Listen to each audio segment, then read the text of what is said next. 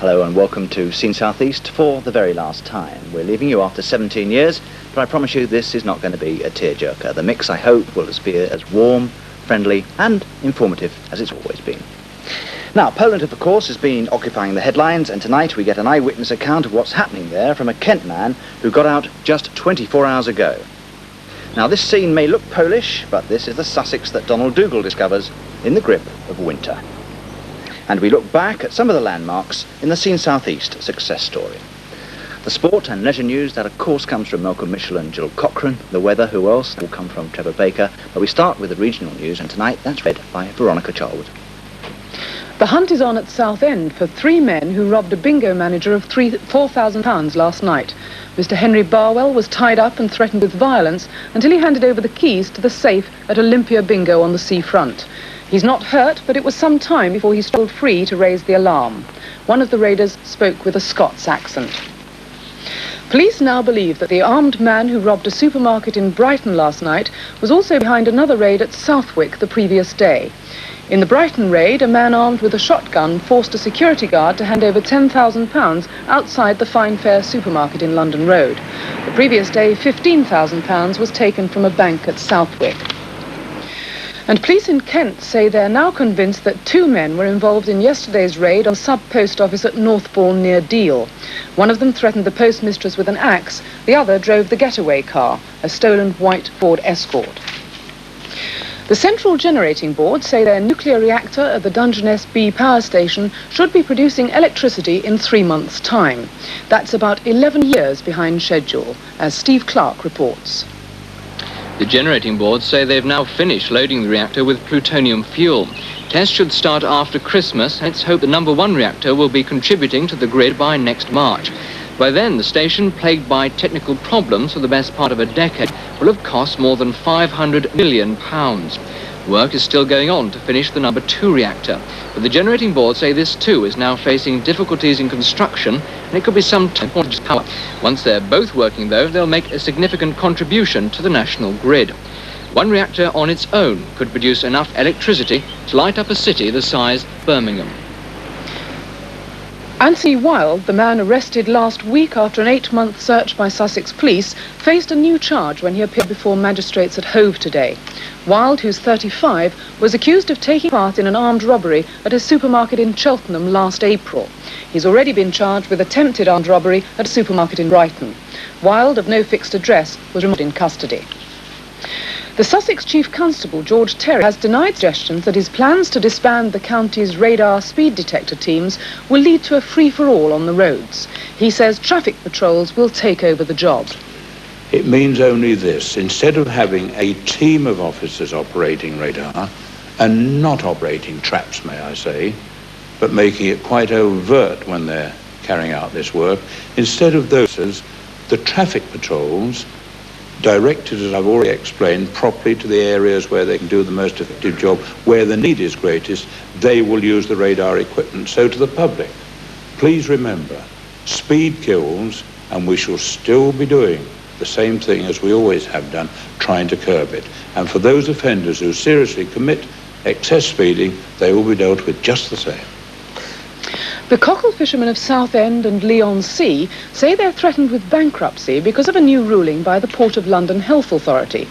It'll mean they've got to spend thousands of pounds on a processing plant to ensure their shellfish catches are safe to eat. It's because of high levels of pollution in the Thames estuary. But the cocklemen say European regulations are nothing like as strict, and they'll be swamped by cheap imports from Holland. Passenger figures at Gatwick Airport continue to rise. Last month's traffic was 15% up on November 1980. Well over 500,000 people used the airport during the month, and the British Airports Authority say the figure for the year looks like being a record 10.6 million. An argument has broken out in the Conservative constituency party at Dover. The agent, David Mayer, says he's walked out in disagreement about the way the local party is organised. Mr. Mayer is already serving out his notice. He's to be made redundant at the end of this month. And finally, the Electricity Council say that all homes in the south which were disconnected in the recent storms have got their supplies back. The last few homes were reconnected last night after 5 days without electricity. That's it. Back to Mike. Now, the news from Poland is not good. Today came reports of 7 deaths in clashes between miners and the militia, but the real position in the country still remains obscure. 24 hours ago, Richard Lilly, an engineer from Herne Bay, arrived home from Poland. He was one of the first Britons to get out with an eyewitness account. And a few moments ago, Richard Lilly came in and he spoke to me. Mr. Lilly, when did you first realise that the military had taken over in Poland? 4:30 on Sunday morning. What happened? I was sleeping in my bed in my bedroom in the hotel in northern Poland. There was a hammering on the door. By the time I got out of bed, the security police were already in the room demanding my passport. Complete search? No, well, there's not much for them to search. I was naked, and it wasn't funny at the time, but I saw the funny part of it afterwards. And they were arresting people from Solidarity and other people? From what we can gather, because I looked out of the window and the whole hotel was ringed by the security police, the special riot police, I think they call them out there. How tense is the atmosphere on the streets? Very. People are worried. They don't know what's going to happen to them next. Of course, it's very early days. Although Poland's been used to this sort of tense problem, nobody really expected what was going to happen would happen. There's so much rumour at the moment and so little is coming out. Is it possible for you to describe what you've seen? Because you're one of the first eyewitnesses we've spoken to. Well, on the Sunday when we travelled down from the north, we saw the military convoys going in various directions. But actually on the street of Warsaw, in the 3 days I was in Warsaw before I left, things were relatively calm. The military you see normally during the day were about, well, perhaps a few more, but at night they were more foot patrols about, and of course they're all carrying automatic weapons. What about the friends and colleagues that you've left behind? Well, some of them have got a lot of problems. Those married to Polish girls can't bring them back out because of this clampdown on the passports. They're obviously very worried about it, and I think an awful lot of people, relatives at home, were also worried because of, as you say, the information isn't coming out. What about violence? Are there reports in the papers today that there has been a certain number of killings? Well, that's possible. I don't know anything about it. I'd left before any of this happened. Well, judging from the reports I've seen today, anyway. And how are the people feeling? Is it possible to describe the reaction of Polish people? Well, bewilderment, for a start. Obviously, apprehension of what's going to happen next. How much suffering did you find? Well, there were a lot of shortages in Poland. We know for a fact that some of the hospitals didn't have drugs, that food was difficult to come by, the shops were nearly always empty, and if anything did appear in the shops, you'd get a long queue. It was very much like 1945-46 in this country at the end of the war, when rationing was still on. And are you very relieved to be out of Poland? Well, I can't really describe it. I am relieved in one sense, but worried in another. Worried for your friends? For my friends and colleagues. Will you be going back to carry on your work? If they'll let me back, yes. You're not that frightened then? Oh no, but well, it's difficult to describe how I feel at the moment. It was a long journey, and I haven't really had a chance to really decide, but I think I will go back. I've got a job to finish, and I've got some very good friends out there, and I'll be happier when I've seen them, or at least seen them back in this country. Thank you very much for joining us this evening. Thank you. Now, one of the pleasures of, or many pleasures of working on this programme is that now and then when we do an item, something good comes as a result of it. Earlier in the year, we had a social worker from East Sussex explaining a new scheme to get mentally handicapped people out of institutions and into family homes. Well, of course, he needed volunteers, and it seems he got them, as Mike Fuller reports. This little group makes up the happy success story. Penny Coleman, who suffers from a mental handicap, a slowness to learn, is now enjoying the first proper home she's had for years.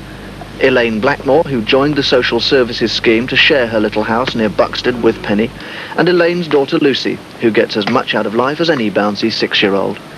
Finally, Hugh Card, the specialist social worker whose appeal for helpers to take handicapped people into their lives brought them all together, and it's working very well. I have done a bit of work with handicapped people, and I gave that up this year, but I still wanted to do something for them.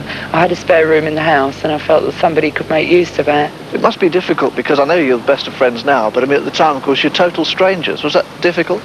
Well, it is difficult, yes, at first. You have to learn to live together, obviously, and we just got together and it worked out okay for us. Would you recommend it? Oh, certainly, yes, I would, because not only is it company for Penny, who lives with us as a family, it's also company for me as well. Penny works at the local chicken factory and earns enough to pay her own way and her own rent. It's the independence she needed, the break from bed and breakfast accommodation or the imposition upon kind friends. I never had a chance to go out on my own. I mostly went out with my parents mostly all the time on a Saturday. And now you've reached real independence? Yes, I have. Since I've been living in Lane, since I've been living in Lane, I must have been going out on my own, you know. I've got my own back door key, my own front door key. I can go in and out when I want to. I noticed the difference from when she first came in August, definitely. Have you? Yeah, she's very independent now. Yes. And look after herself completely. Yes, I'm quite happy with Elaine and I help her a lot. The scheme has now built up 7 or 8 relationships like this, and the numbers are growing. This has been very successful, and there have been very few problems. Penny seems to me really quite an ordinary lady, but I suppose she must have some sort of problems. Yes, I think she's very sociable and quite easy to get on with. Her problems are around self-confidence, and I think that here she's just got the sort of people around her who boost that self-confidence and overcome that problem. There must presumably be some cases which are very difficult to place. We have placed 1 or 2 people who haven't quite the same social skills that Penny has, and they've done fairly well too. Do you think that we helped at all in the summer? I think you've helped a great deal. Thank you very much. Good to hear. Now, we've had 1,000 editions of Seen South East in the 16 years we've been on the air, and one thing has remained constant, and that, of course, has been the signature tune. Now, it was written by the Thanet-based musician Wout Steenhuis, and Wout has joined me. It's jolly nice to meet you after all this time. Yes, I'm not a machine, you know now. It's called Zonk, a very strange name. It is. It was invented by Richard Clark. You remember, he was a producer of Seen South East, I don't know how many years ago. And he came from South Africa, and he said zonk in South Africa meant go. And it's certainly what we're doing right now. I'm afraid so, yes. Well, I wonder if we could have it live now, Zonk, go, as we come up to the break. Of course, here it comes, right?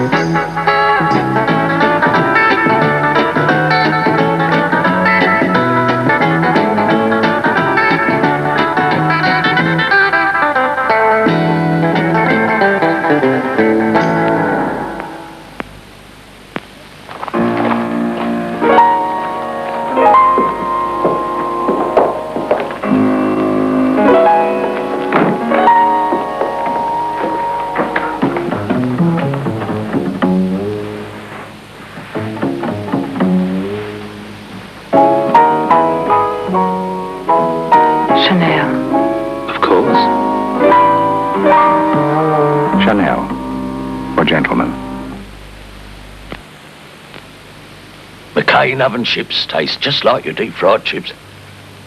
Oh. Even I can't tell the difference. Yeah. I was saying, McCain oven chips, even I can't tell the difference. What difference, Dad? You can tell they're McCain because they taste deep fried.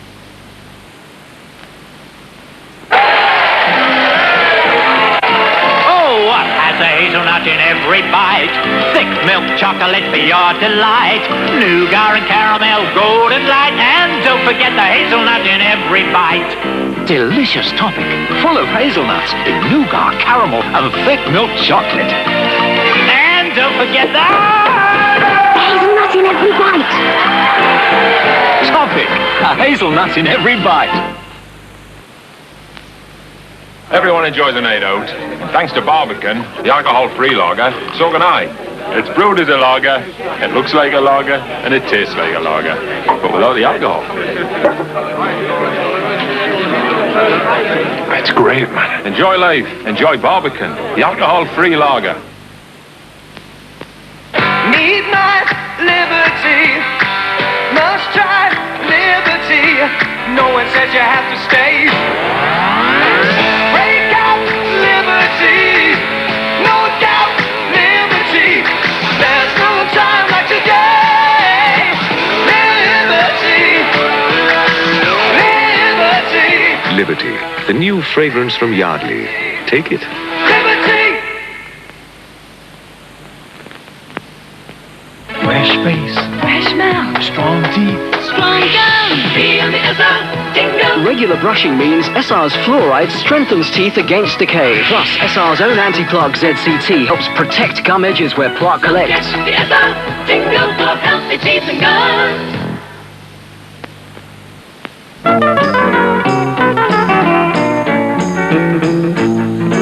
Welcome back. Now, it's been very difficult on the last programme to try and clear up all outstanding business. The great Sussex pudding mystery, for instance, has been solved. Donald Dougal and I have received scores of letters on that subject, more in a moment. But first, let's sit back and enjoy the very last of Donald's walks in the southeast countryside.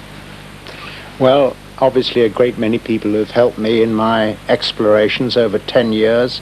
People in forests, on farms. But there was a man we met briefly last week. I'd like you to meet him again. Down on the Sussex Ouse. His name is Jim Smith, and he's a water bailiff, a river keeper. And there we are at Barkham Mills. That's just away upstream from Lewis. There you see Jim, who's explaining his fish ladders to me. Of course, the river is in great flow at the moment. But what happens here in the late autumn? The sea trout run. These are the migratory trout that are born in this river, go away to the sea for 3 or 4 years, and then they return, great strapping fish, maybe 10, 12, 14 pounds of weight. And part of Jim's job, of course, is to care for them. He's been bailiff on the river for 25 years. Bailiff to this very old angling society, the Ouse Angling Preservation Society, which was formed as long ago as 1875, and I reckon that must be one of the oldest fishermen's societies in England.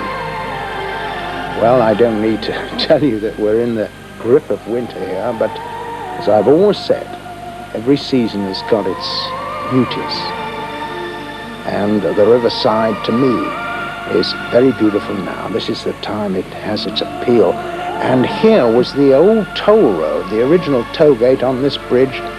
1066, we know that there were corn mills here. And indeed, well within living memory, they were burnt to the ground, the last mills on this site at Barkham. Well, of course, Jim has his problems, occasional poachers. He cares for something like 20 miles of river, right away down almost to the estuary at New Haven. And he's got that to look after. He's got his constant war with feral mink. Now, these are the descendants of mink, which long time ago escaped from mink farms in the district. And of course, mink and water, running water, go together. The mink, in fact, breed along the river banks, and they're pretty vicious animals, so one mustn't be too worried about putting them down rather sharply when the time comes, because they are really quite vicious, and they will attack the fish, and pushed into a corner, they'd attack you. Well, there's Jim getting out one of his wire mink traps. This one was a non-starter. Baits these, by the way, with fish heads, place heads. This was a non-starter because it got frozen up. The springing was completely frozen up, and it never caught anything that day. But there's minks as big as your arm down there, down that old river. And one of my favourite rivers too, I think, the Sussex Ooze. It's quiet, it's rather murky, but it's got such a charm, and there's marvellous fishing here in the summer.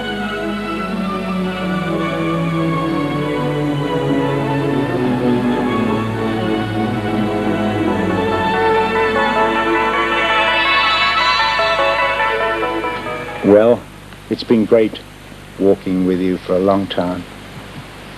Thank you, Mike. Well, I've enjoyed it, Donald, I tell you. Right, that Sussex Pud, Donald and I solved the mystery. It does exist. It's a smashing recipe, and if you want one, I suggest you write to us here with a stamped and addressed envelope to Southern Television at Dover, our last service to you. Right, nostalgia now, as David Haig reflects on some of the people who have made this programme what it is. It wouldn't be right to let this last edition of Scene South East pass without a look back to the early days and the people who've made it so popular. The first time we came on air was the 9th of October 1964, and the programme was then called Friday on 10. A year later it became Scene South East, and during the past 17 years we've screened nearly 1,000 editions. During that time the famous, the not so famous, and occasionally the infamous have been in front of our cameras.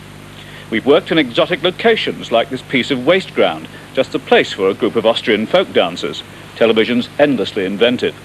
We've covered news, views, sad stories, happy stories, and we've chronicled changes in style from the swinging 60s to the recession-hit 80s.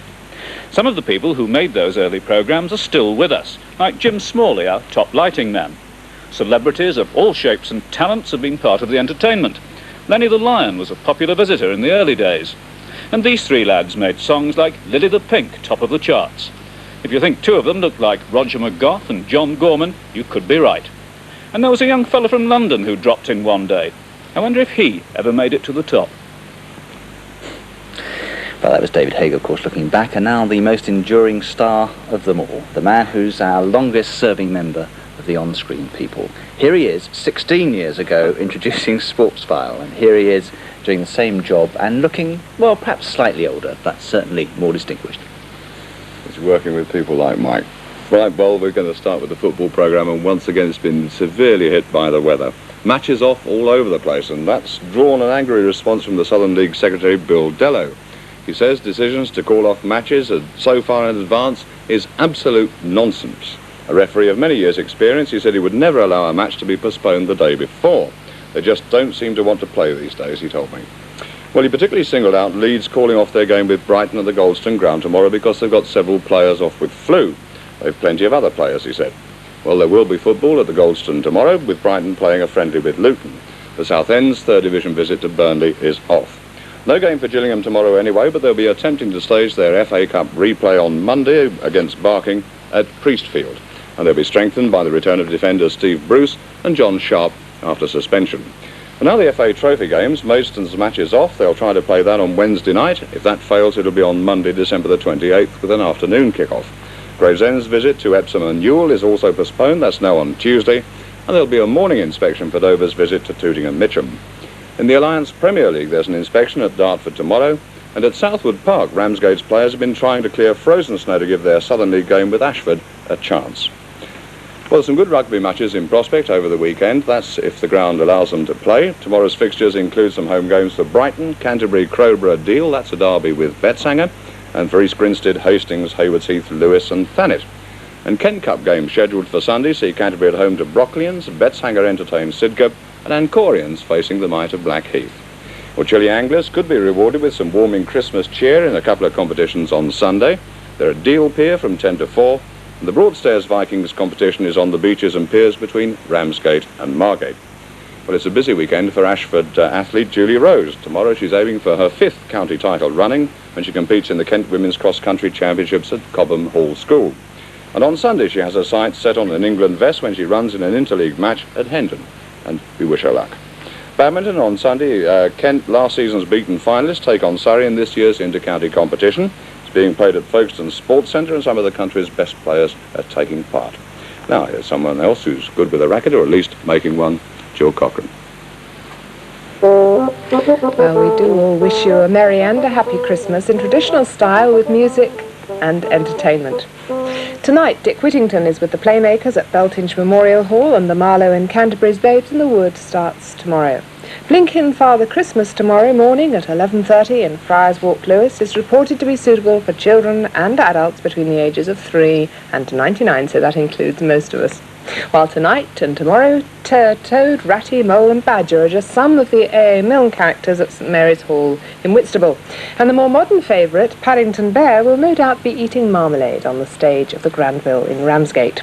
Another bear, the one that couldn't spell, is appearing at the Lees Pavilion in Folkestone from Monday. There's a barn dance tomorrow at the Alexander Centre in Faversham, and the Towner Art Gallery in Eastbourne has a display of local pictures. But it's likely that sometime over the next 2 weeks, you'll either hear or be joining in some Christmas music. Oh, come all ye faithful indeed, and why not try and get out and listen to some music this weekend? Follow the Star is at the Assembly Hall, Tunbridge Wells, and tomorrow the Sittingbourne Choral Society are singing in St Michael's Church. On Sunday afternoon, the carol concert in St Nicholas Church, Leeds, begins at 3:15, and the De La Warr concert on Sunday begins at 3. Carols and crib services at St James Church, Edgerton, and the Bethel in St George Road, Hastings, begin at 5:30 and at 6, and the White Rock in Hastings has Christmas music on both Saturday and Sunday evenings. But if you don't want Christmas music at all, well, there's jazz at the Hotel Imperial in Hythe. Now, of course, I won't be here at this desk to tell you about events for the rest of the year and into 1982, so for the final announcement that Christmas carols will even pervade the cross-channel ferries on Monday, with children giving mid-channel carol concerts, I'm sure they and I will want to wish you a very Merry Christmas and a very Happy New Year. And, of course, that goes for you too, Malcolm.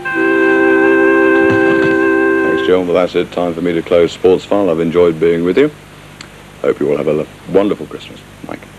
Well, not quite, Malcolm. We're going to give you a little bonus. I know it's always been your ambition to link into Trevor for the weather, so one will go.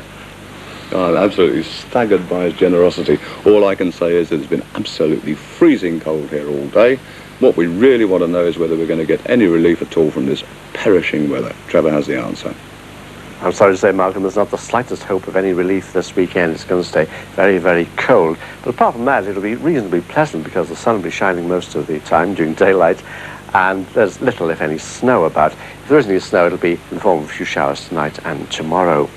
We have northerly winds blowing over the country now, and they're bringing showers from the North Sea, where the temperatures are rather higher than over land, bringing them over eastern districts of England. The rest of the country is clear of cloud, and this high over Ireland, which is formed this afternoon, is moving towards us. Now here's the satellite picture which shows you what I was talking about. Most of England, Wales and Scotland clear of cloud up as you go northwards, but over the North Sea these white patches which are shower clouds, and these are drifting in on the northerly winds to many parts of the country. Right, there's a forecast chart for noon tomorrow, and much of the country will have a dry day apart from a few showers in the extreme east at first, but rain from that approaching system from the Atlantic, the approaching inclusion warm and cold fronts, that'll bring rain into Western Ireland during the course of the afternoon and evening. Sea crossings will be rather rough tonight, but they improve slowly during tomorrow. Now tonight in the southeast it'll be very, very cold and frosty, with air temperatures falling to around -3 degrees centigrade. Tomorrow best temperatures just exceeding freezing point. Tonight there'll be a few showers about in the area, snow showers dotted around. Tomorrow morning a few showers about as well, but they should die out in the afternoon. Apart from those, it'll be dry and it'll be quite sunny tomorrow. The winds are going to be northerly and breezy tonight, becoming light tomorrow, force 6 to 8 over the sea tonight, becoming lighter, force 3 to 5 during tomorrow. And finally, one wedding tomorrow, Eileen and Arthur at Upper Norwood. They'll have dry and bright weather. That's all. Back to Mike. Thank you very much indeed, Trevor, and that just leaves me time to say thank you very much indeed for all your loyalty over the years, and thank you very much indeed for all your Christmas cards, all your good luck messages. If time would allow, I would read some of them because I make good reading, I tell you. So it just leaves me time to say, on behalf of Donald, on behalf of Malcolm, Jill, and all the very many technicians that have been involved in the programme over the years, have a happy Christmas and a very peaceful New Year as we all say farewell and goodbye.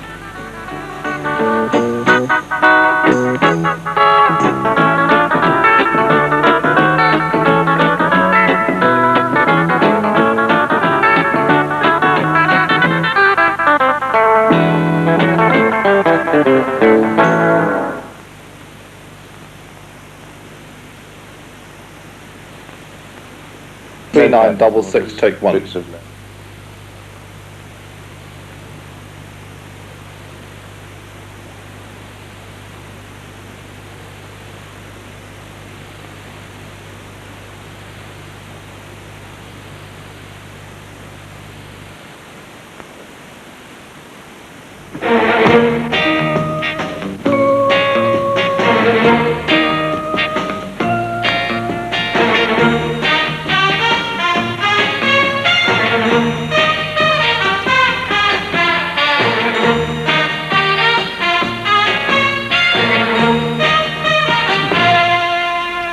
Hello. Well, we all know how difficult it is to make a start in farming on your own resources. It's difficult, and some people say it's impossible. We're going to be joined by John Nix, who'll go into the economics of this situation. See you in a moment.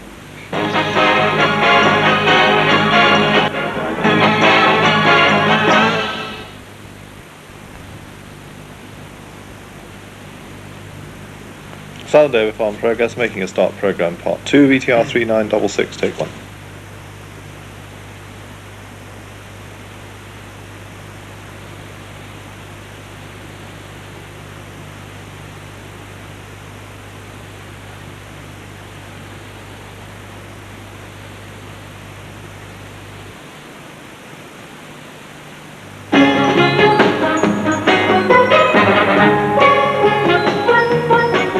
Welcome back then to part 2 of our programme Making a Start, and we've been joined now in the studio by John Nix, a regular advisor, of course, of Wye College. John, activity, and then have another go at looking round for a farm, and I do wish we had more time, but we haven't.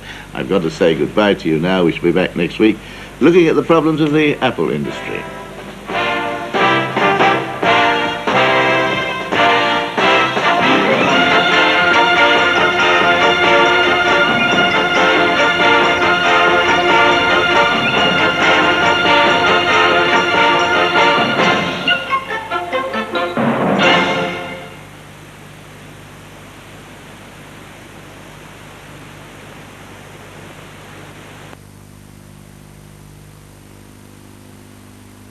Oh, hello. Welcome to Scene SE.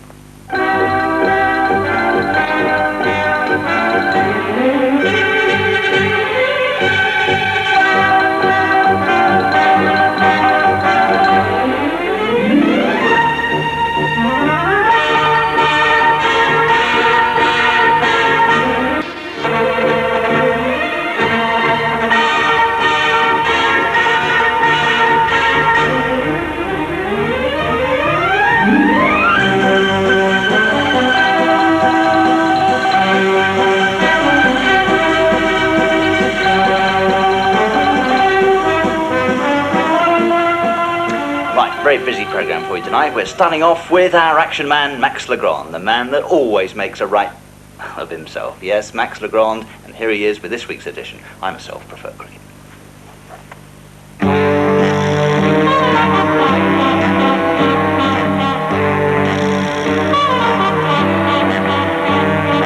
This may seem like an ordinary house, but in fact, it's an ordinary house. And never being one to let an opportunity like that go by, I decided to investigate. Well, Maxie boy, this is what you found out, wasn't it? Yes, in fact, it's the headquarters of MI5. Well, old James Bond, he taught me how to be a spy, and he was going to send me on a mission. That mission was to interview Alexander Solzhenitsyn inside a tunnel. James showed me around, and one of the most interesting things was the cloning department. Here he showed me the clones they were making of yours truly. What am I doing here down this hole in the middle of Romney Marsh? They told me I could find Australia. Down under, they said, was here. What am I doing here? No, what am I doing here? What am I doing here? Trying to learn how to clog dance. Oh, what are you doing here? No. What am I?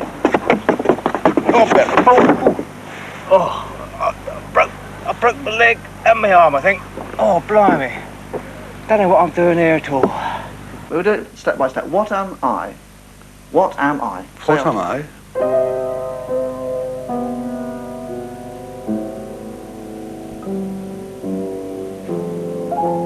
What am I? Doing here. Learning free fall parachute. Doing here? Well, what am I doing here? Taught you how to think. What the f am I doing here saying, what am I doing here playing tennis? That's what I'd like to know. Now, what am I doing here diving? Well, it's just the first of many vacations I had to master to achieve my goal in Spidem. Must have a shave really helped me to limber up, and it was a real hairy experience. As I lifted the weights, I felt every bone in my body say, what are we doing here in Max's body? To say that dry skiing was like St. Moritz would be an infringement of the Trades and Descriptions Act. And not for the first time, I landed on my proverbial Harris.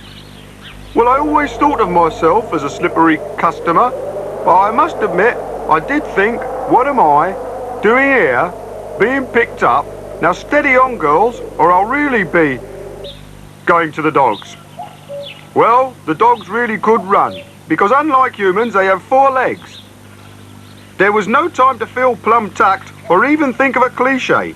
I just had to behave like the quick brown fox, making sure not to gather any moss and hope that the bark was worse than their bites. I rode on through the streets of Europa, followed by lots of other bicyclers. I thought it might be a rally, and I spoke to some of them as we rode. There were girls and boys, and one old fart who looked about 80. This shot might seem a bit long, but David likes my stories, and so we have to spin them out a bit. Well, I suppose that puts Max Legrand's next series in some doubt, but those of you who fancy making a brat of yourself every week, well, just write in to Dr. Vague here at Scene South East at Dover, and I'm sure you'll get a reply. Now then, Studio 54 has made a great success, obviously, in New York, but they want to open the same thing in Dover. And of course, they're going to choose Angus Slurry to open it, that #1 superstar. And here he is at great expense. We have him for you tonight.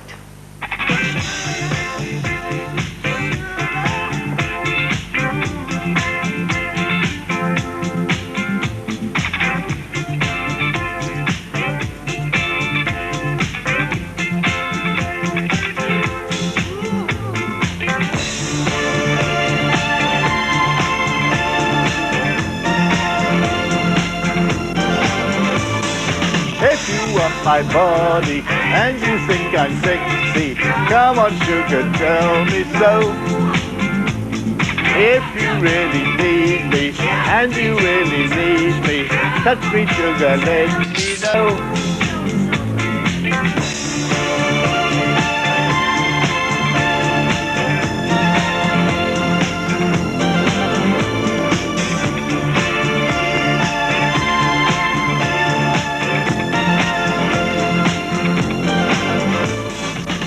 You want my body and you think I'm sexy, come on honey, tell me so.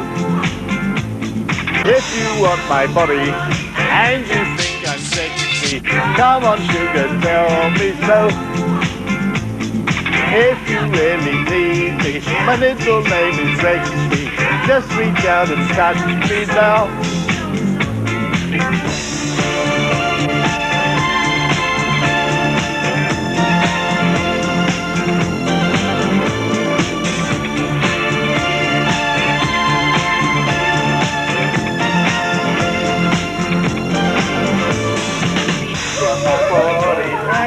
I'm sexy.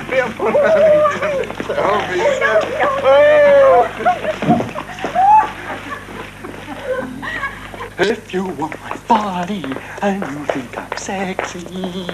Now, by the way, we've got a very, very special interview for you now. Federico Takaris. He's a very, very revolutionary filmmaker, and here he is talking with Mike Fuller. I find that lighting cameramen are a waste of time. We don't need them. Well, let's see the result of that. It's on that. Yes, this on the. Yeah, it's on there. Yes, this is called. Yeah, this is called a night in Blackwall Tunnel.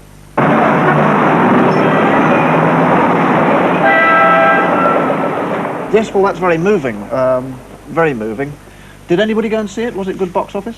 It was very successful in film clubs, for instance. The St. Dunstan's Film Club found it very interesting.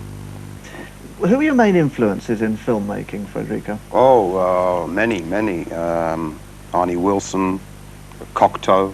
Jean Cocteau? No, Harry Cocteau. He's got the pie and mash shop in the Old Kent Road. We've got a clip, actually, of your film, MASH, here.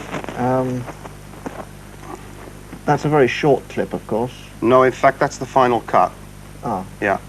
And, of course, you did actually do a longer version of that, and we've got a clip from that as well. Yes, in fact, that is the longer version, yeah. Yeah. Beautiful film. I won an award with this film, actually. Yeah. And this is the award here, isn't it? Yes, this is the very award that I went to collect. That's a tin of shaken back. Yes, well, it wasn't first prize. But nevertheless, a considerable achievement. I thought so. I thought for my first award, it stands with all my other awards, or it will when I do win some. What's this here? That's very interesting because that was there when I came in. I'm not quite sure what that is, but if it's any good, I'll claim it as mine. I was reading in a book the other day. In fact, I found that actually you're mentioned in a book. If you look under the T's, you're there to care us. I must admit, when I saw my name in that book, I was thrilled. It's one thing saying you don't want awards and accolades, but when you actually see your name there in the Canterbury phone directory, it does. A lot of people have asked me to ask you how you see things when you're on the set as director. Yes, I see things in three ways.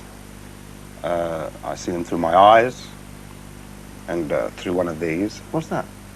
I don't know. And then there's the Irish method, which is like that. And how does this alter the vision of your film?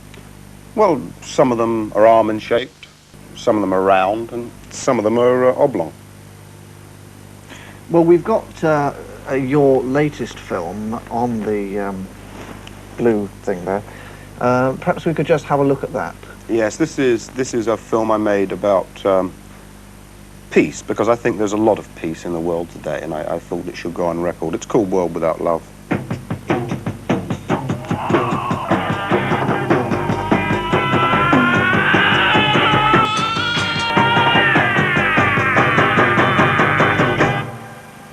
Please lock me away. But not allow to die here inside, where I hide with my lonely ex. I don't care what they say, I won't stay the world down love. Birds sing out and rain drops like the moon. What I was trying to do was... I'll have to cut you short there. But one final question I must ask you. A lot of critics have said that your mother had a lot of influence on your work, and then she did in fact make you a pufter. Yes, that's true. My mother did make me a pufter. If I got her the wool, would she make me one? Yeah. Jill? Thanks, Mike. Well, there's a lot going on in the southeast, and I'm here to give you the goods, as the actress said to the man in the iron mask. What? Oh, sorry. First of all, there's the mass bands of the Royal Marines, the Merchant Navy, and the granny bondholders in Deal. A gay time for all is guaranteed when the Royal Marines and the Navy mount a display. There'll be 10 strippers at the castle in Dover tonight, and the Whitfield Women's Guild. And the Whitfield Women's Guild are performing their version of O Calcutta in Solly's store. And also in Whitfield, an ex-ping pong champ is giving lessons on how to get to Tiberias, lose a tenner, and get back in the time it takes to down a pint. At Dover Town Hall, Phil Mead is giving a lecture on when to sell your house, whilst at the Endeavour, Mike Field is endeavouring to beat the box. We'll all be pulling for you, Mike. Good news for the stealing ladies' undies off the washing line brigade. The Medway nurses are doing their washing on Sunday. Descendants of the 7th Cavalry are doing a pageant at Canterbury in aid of the Save the Red Indian Fund. And for those of you who don't know Mike Smith, Mike Smith is looking for sponsors for his son's swim. And if you can drag yourself away from that one, finally, and this really is finally, Malcolm, you'll be able to see me doing the dance of the 7 Veils on Saturday evening. Radio 4. sounds a sporting gesture, Jill. And here's another. Well, motorsport fans will be revving up for the Charing Car Club's autocross meeting. That's at Throgmorton Farm, Pluckscutter tomorrow. Meanwhile, those wanting to keep abreast of terrier racing can be at the Share and Coulter, Herne Bay. And as always, there's plenty of fun promised. In competition for the Maurice Harper Trophy will be keen. Ladies hockey sees a local derby between Luce Women's Institute and Arsenal. And beside the ladies hockey, there'll also be bangers and smash, with a good time promised for all those. Well, now cricket. And Kent seems certain to win the county championship, having beaten Hampshire by an innings of 424 runs today. But there's also a ladies match taking place next door. And the star of today's match wasn't Derek Underwood. Talking of bowls, there's a tough struggle for the Kent League leaders, but they're not out of the woods yet, because they've got to make certain that they beat, oh dear, what's happened? Back at the cricket, as I was saying, Kent had a very good time, but the ladies hockey too promises to be. And there's also Well, as I've often said, anything happens in this programme, it does prove, doesn't it, that we are live. Mike Felt, live introduction to Plaster Ducks, 5 take 1. I told you anything can happen. It is a live programme. You've got to keep smiling. I think now we've probably got an item about singing. Let's hope so. It's our resident singing team, the Plastic Ducks.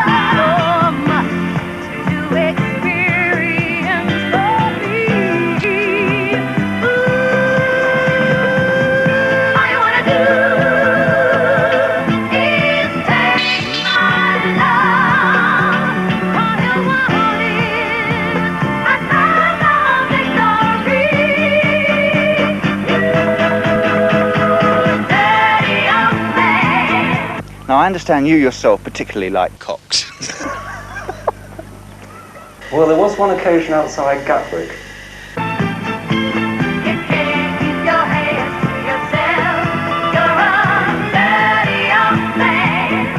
And I understand that you're very much a cocks man. I just can't take that question very seriously.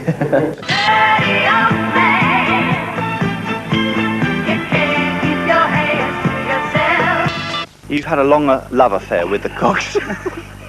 4, which will rise to 5, which is not a lot, not a lot.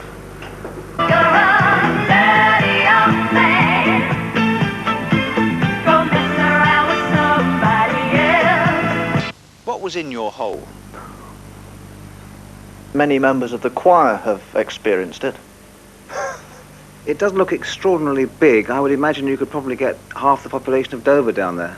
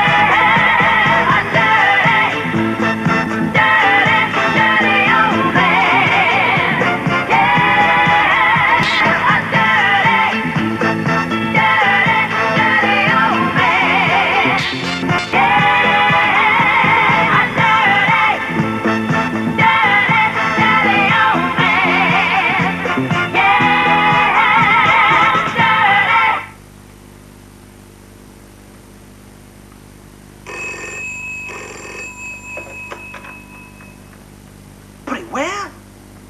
No. Dr. Vague wouldn't wear that at 6 o'clock, sorry. And just before we go, time for the latest news headlines. Just one tonight, very important one, fresh from the biannual Beltinge Bugle. Southern Television are to move their Kent operation from Dover to Maidstone. We'll see you next week. You're not... For Christ's sake, you're filming me, aren't you? Listen here, Derek Bud, I think you've got a damn cheek.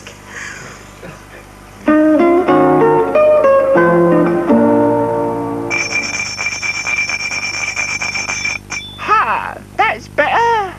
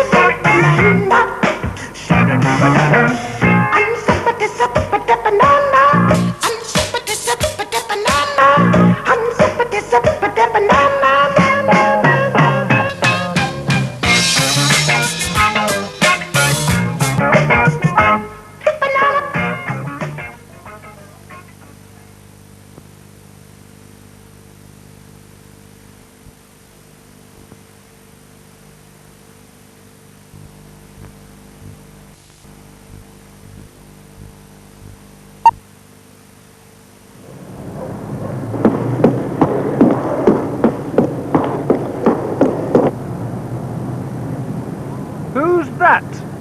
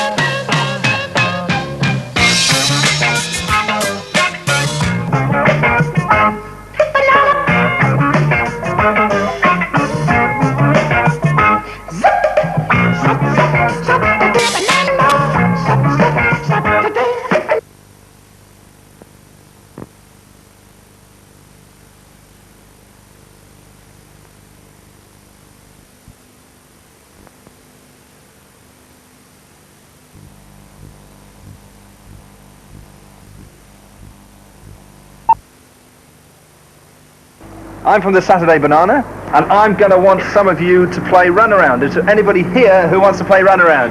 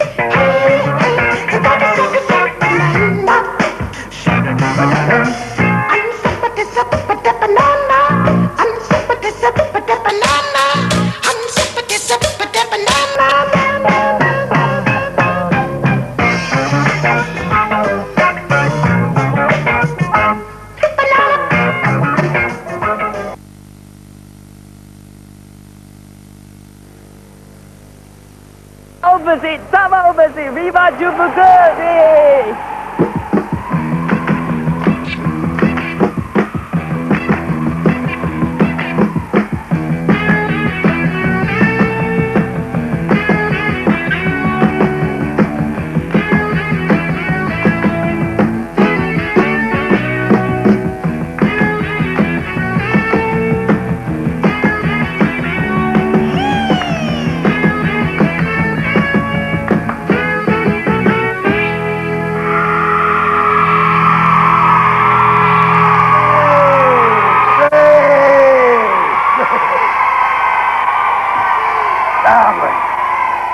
Right, I'm going to try and get out of this. Well done, Warren. Do you bobsleigh for the Britain there, boy? I don't actually bobsleigh for Britain, mate, but I do compete. You do compete? I'll tell you what, it's a bobsleigh. Can you bob it out of here, please, Warren? Give him a nice round of applause. Young man does a... Right. Well done, boy. Well done, Warren. Right. Anyway, welcome to Run Around. This is my mother-in-law. Her mouth's as big as that. Anyway, here. Oh, Christmas. You know it's Christmas. And we've got some fabulous prizes. I want you to look at this. This is not even telling you what they are. It's a right Wally. Have a look at this, Wally. Go on. Mike, come on with it. Oh, quoi? Biliu Alois. Kovia Shuk, Sutik. Ni Bikasak, Okwa ni Makasak. Ajaria Kata.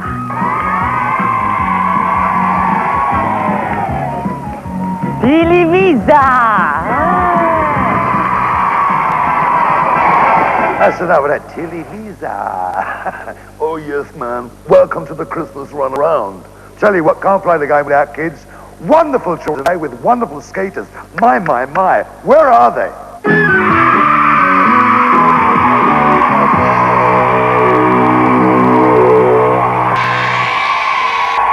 Right, super. Now we've got our skaters. We don't know what the names are. Eve, what are the kids' names this week, darling, on Christmas Day? Well, on this Merry Christmas morning, we have Graham. He likes watching Tom and Jerry and has a tortoise called Nellie. Kim enjoys horse riding and has a new kitten called Dusty. Paul goes hiking in the New Forest and wants to be a surgeon when he grows up. Alexis likes playing netball and watching Mork and Mindy on television. Kenny, he plays rugby for his school's under-12 team. Let's hope he can tackle today's questions. Anne likes swimming and has a cat called Snowy. Ralph plays football for the school team. Kate enjoys doing gymnastics school. Stephen plays football for the Cubs and his team are in the second round of the Cup. And lastly, Alexa has practically toured the world, and they're the 10 crackers in today's Christmas box. We wish you a Merry Christmas. Right. Grr. What a will. Grr. Now listen. First game of the new series of Runaround. I know you don't know the rules, but here they are. The kids are asked a question to which there are 3 possible answers. If they're correct, they collect a yellow ball, which counts as 1 point. If they're the last one of the game, they collect a red ball, which counts as 2 points. Now, don't forget the questions are up on the board in front of them. If they are wrong, which they invariably are, because they're a load of wilfs, we bung them in the dungeon, right? But if they're the last one of the game, we count the balls up to the end. They get the biggest prize. Everybody gets prizes. I never make a mistake. Never been guilty, but if I do, what's a wilf? Tim, over there, corrects me. Hello, Tim. A Merry Christmas, Ron. Oh, I said, that's terribly decent of you. Right, ladies and gentlemen, we'll now prepare to go with the game of Runaround. First question coming up. Look at the balls in front of you, kids. Here we go. There's a fire slapper. Oh, right. Christmas Day falls on a Thursday this year. That's the day, Christmas Day. On which day of the year will New Year's Day fall? Would it be answer 1, Saturday, answer 2, Thursday, or answer 3, Friday? I can't move, but can you? Go!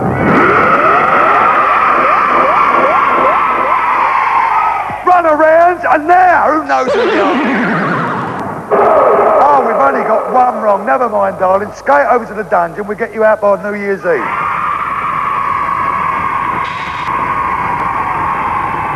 Right, next question coming up. Don't be cocky, because I can't do it. Next question. What is on this year's 12p Christmas stamp? Is it answer 1? Look at the balls and you'll find. Is it answer 1? Is it answer 2? Or is it answer 3? Have you got that? Go! Run around now, run around. Who knows? You're all wrong. They're all wrong. Come out, darling. Come out, Angel. Nice this skating, isn't it? We've got some beautiful costumes here. I want you to look at these lovely people with these super costumes.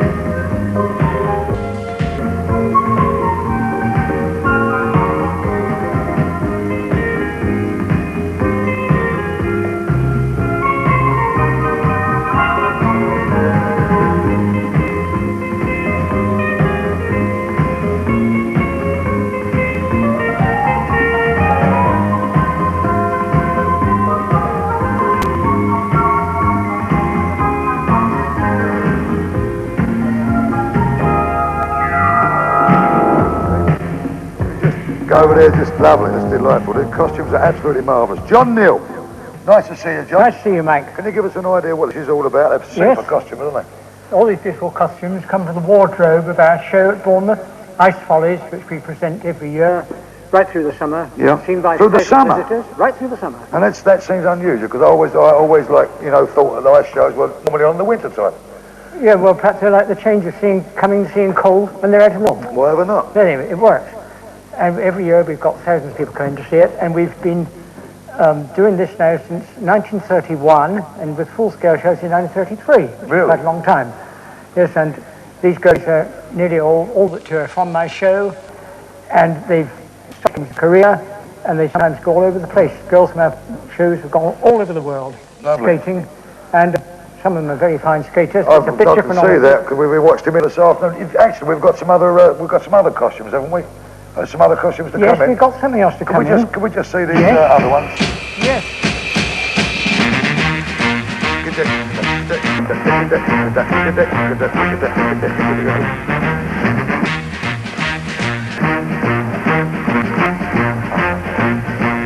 All right, Pickard. Pickard. Like your hairstyle. Who done that, the council? Lovely. What are these then, John? Well, they were from the moon scene originally. Sorry? They were supposed to be moon people from the moon scene. Oh, yeah. We did a moon scene, the first man in the moon with Eric's Beatles Turtle. No, they really ain't got bad pair of legs for the moon people, have they? Well, I don't know. I haven't studied them all now. Neil, listen, thank you for bringing them in here, because they all look absolutely super. The ladies especially that lady with the piggy face. Yes. You're very for bringing kind, the Mike. lady, It's a great pleasure to bring our And where are you costumes to now? show you. Still at Bournemouth. Still at Bournemouth. Yes. Don't forget, you want to go and see a good ice show. Bournemouth's the place. John Neil, nice round of applause for the ladies and gentlemen. How about that? Yes? Morning, start. Don't they look lovely? Lovely. Thanks, son. God bless you. Mr. John Neil. Right. Right, next question coming up. You're all back in. How many, I hope you was observant there, because what we want to know is, how many different costumes have you just seen in the studio? Now, how many people were in costume? Would it be answer 1, 11? Or would it be answer 2, 12? Or would it be answer 3, 13? If you think you remember how many it was, go! Run around now, go on. Who knows? You're all wrong again.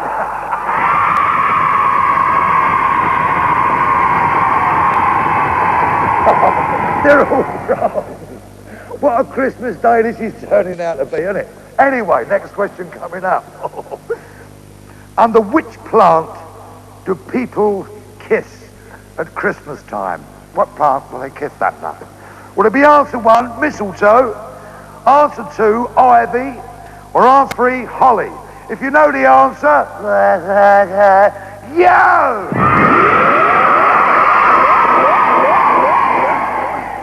All right. Run around now. Go on, run around now. But they're all right. Everybody's right this time, right?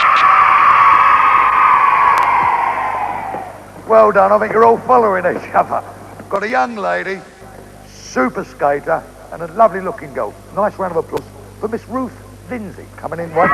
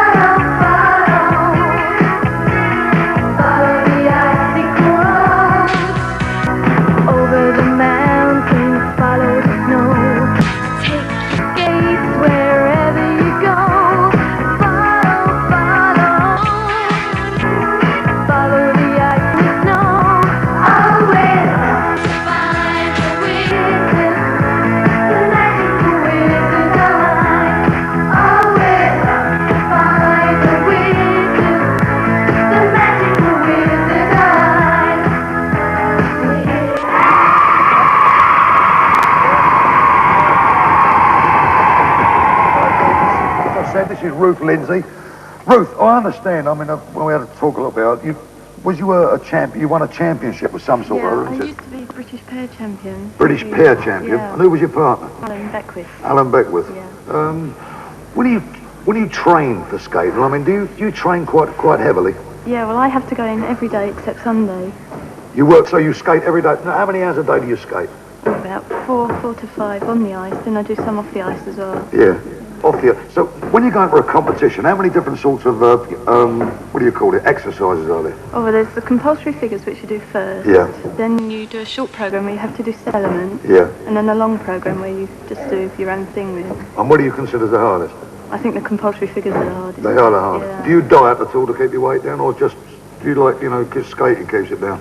Skating tends to keep it down. Well, you're only a baby anyway. How old are you? 18. 18, darling. Wish you all the best in the world, Angel. Everything you do. How about that beautiful young lady, fine skater? Delightful. Right, here we go again. Don't forget, there's 10 of you in the box still, and you're all in with the running. Questions in front of you on the board. I want you to have a look at these very carefully. Not a difficult question. Which of these men is not an ice skater? Would it be answer 1, John Curry?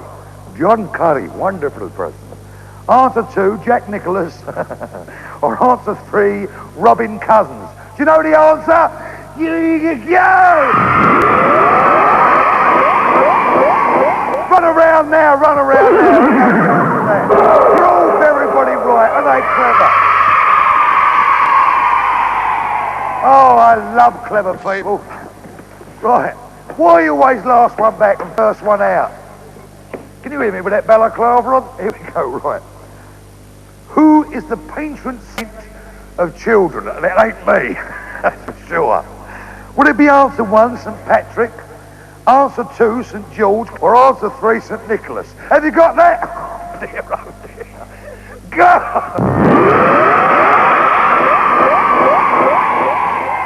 Run around now, go on, run. Oh, yeah, everybody's right.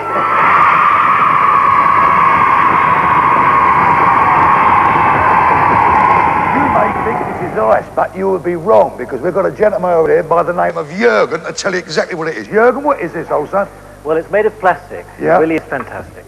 Fantastic plastic. Oh, another little stuff. Go on, carry on, sorry. Okay, you can see that you could skate on it. Yeah. But it's a multi-purpose floor. You can skate on it, you can dance on it, you can play tennis on it, you can play badminton Well, why is it so slippery at the moment, Jürgen? Well, at the moment you've got a gliding liquid on it, so which makes it a little bit more slippery. A form of an oil on it, but you can actually play badminton on the same stuff. With normal tennis shoes, no problem. You don't slip, it's perfect. It's obviously a new idea. It's been researched for the last 12 years, but now it's really here to stay. Oh, that's super. So we can get plenty of games played on this sort of floor. Oh, I think you can. I know you can. I hope you do well with it, old son, because we're having a lot of fun with it here today. Thank you very much, much indeed. Thank you. Right, here we go. Question coming up. Not a question, in actual fact, because we've got a person that's going to show you a bit of skating. Look at this.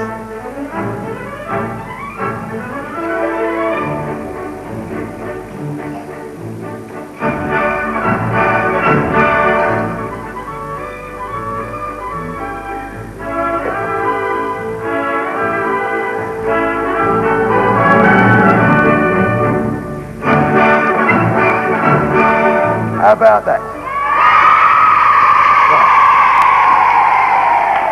Right. Now, in actual fact, in the days of the Victorian days, that was a lady Victorian skater. She's not that old. She's only a young lady, but that's how they used to dress. The reason that we say a Victorian skater, because it leads into our next question. Wonderful. Answers in front of you up on the board, kids. What we would like to know, which Victorian writer wrote a book called The Christmas Carol? Would it be Roger Kipling, Charles Dickens, or William Shakespeare? Or Shakespeare? Shakespeare. Go! Run around now! Oh, there's only one wrong. Never mind, son. You got it wrong in the end, didn't you? Never mind, darling. Right. Here we go. Have you fell over as well, love? And I thought I was the only going to make myself look a wally. Right, question coming up. Most important question of the day. According to the Christmas song, how did the reindeer Rudolph guide Santa Claus' sleigh? Would it be answer 1 with a tall jolt? I'm not having that, am I? Will you answer one with a torch, with a map, or with a torch?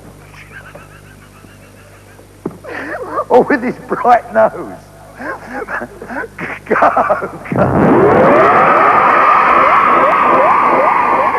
With a torch, run around there.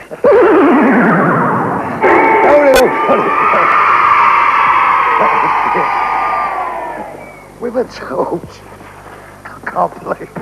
Can you believe that? Here, listen. What a super group. What a super sound. What a great record. Over here, madness. Hey, you! Don't touch that! What's this? This is the heavy, heavy master sound. One step beyond!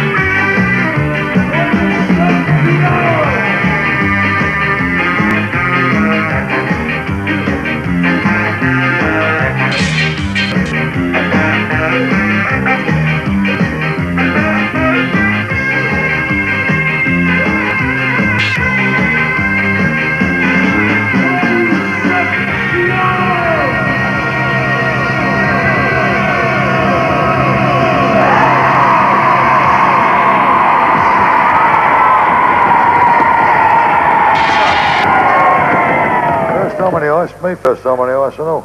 Super song that, like that. We're working, fellas, this Christmas. We're doing a few shows in, well, up and down England, in fact. Up and down England. Yeah. That defines it down, doesn't it? That really breaks it out to anywhere. Anyway, fellas, I hope the record goes well because it's a nice sound. Suggs. Thanks very much. Well done, boys. Boys and good madness. Yes. Right. A group called Madness. What kind of trousers did Madness have a song about this year? Would it be answer 1, drainpipe trousers, answer 2, spotted trousers, or answer 3, baggy trousers? Have you got that? Go! Run around now, run around now. Everybody's right.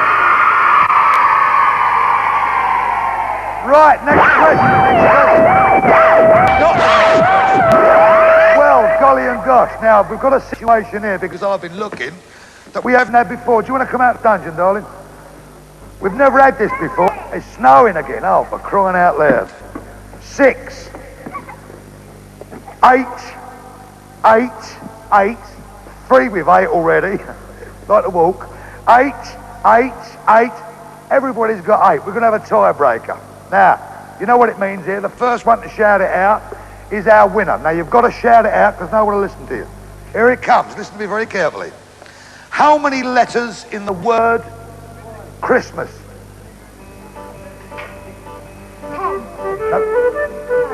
No. 9. Alex, come Matt here, darling. We've got our winner. I'll tell you what you can do, my darling. Just face the audience because you are our winner with snow on your hair. She can pick what prize she likes. But have we got a surprise for you or what? Everybody follow Michael. This way, let's go.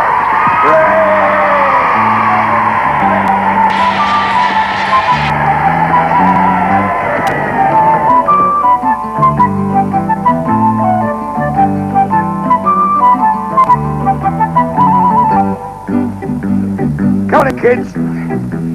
Look at this. Plenty of snow all up here. One igloo, one glue. Who we got here? Look. There you go. Sorry? Nice to see you, sir. What's he talking about? What a lot of rubbish. And here he is. Who we promised you. Our surprise. Father Christmas. A bit forward. Come down a bit. Coming down a bit. Can we bring... Hey, oh, look at that. Well done, Father Christmas. Catch on to them, boys. Oh, dear. Lovely, isn't it? Yeah. How many you got rid of there? Look, it's plenty of Christmas presents. And it's a marvellous day there. A wonderful day. Thank you very much. Who is this man down here, anyway? Thank you, Father Christmas. Thanks a bit. Hello, he's going to disrobe. Who is it? It's Big Daddy. How about that? Hello, man. Nice to see Big Daddy. Oh, yeah. Looking well? Excellent. Christmas Day, the finest day of the year. No doubt about that. We can eat all the grub and drink all we want. You can put a bit of weight on? I can. Listen, when are you going to make that rotter again, the big haystack? Oh, in the new year. In the new year? In the new year, Mike. But anyway, thanks for being with us on a Christmas day. You're hopping. Go on, just one of those. We wish you a Merry Christmas. We wish you a Merry Christmas. We wish you a Merry Christmas and a Happy New Year. Hello, everybody. Happy Christmas. Merry Christmas. Love yourself. Merry Christmas. Terrific.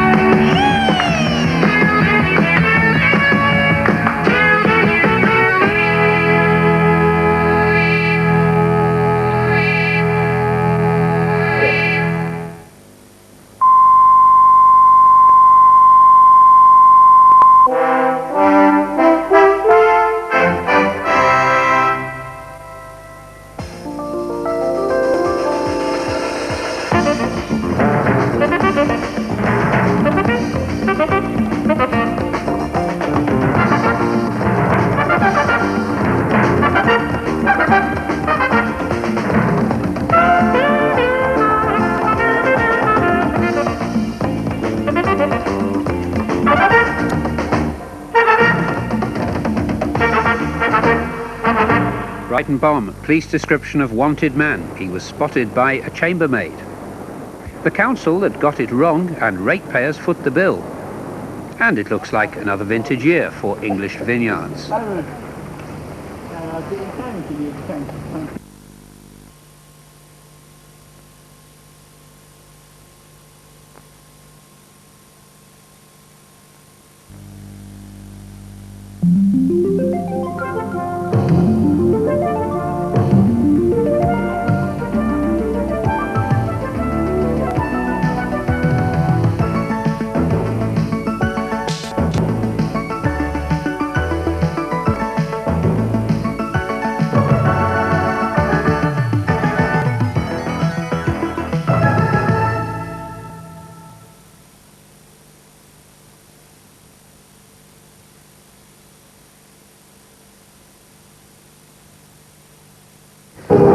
God. It's Armageddon. It's finally happened. The newspapers were right. Is it the end of the world? Is it?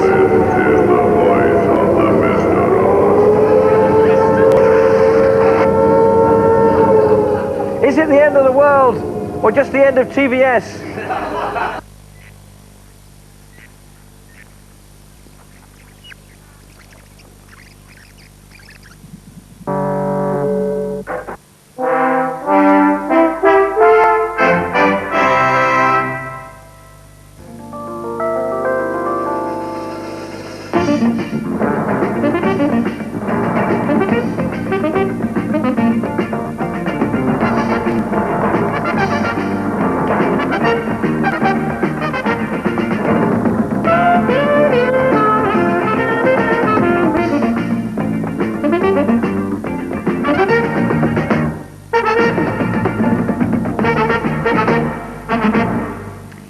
Good evening and welcome to Coast. The main story tonight. A firm in East Sussex have found a way round the ban on work for the controversial Russian gas pipeline. But first, here's Mike Fuller with the rest of the headlines. The nurses have rejected a 7.5% pay offer, and it may spark off more trouble in the health service. Could mixed wards be the answer to the growing waiting lists at hospitals throughout the southeast? There are claims that cockles could cause the serious liver disease hepatitis.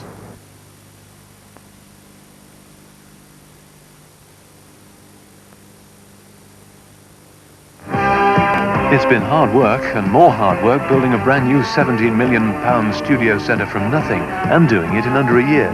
But TVS was determined to achieve it, and now that hard effort at Vinters Park near Maidstone means that the new TVS centre is open on the button, as we wished, and it's one of the best in the world. This new centre, plus the effort which we've put into all other areas, means that right now we have the right tools for the job.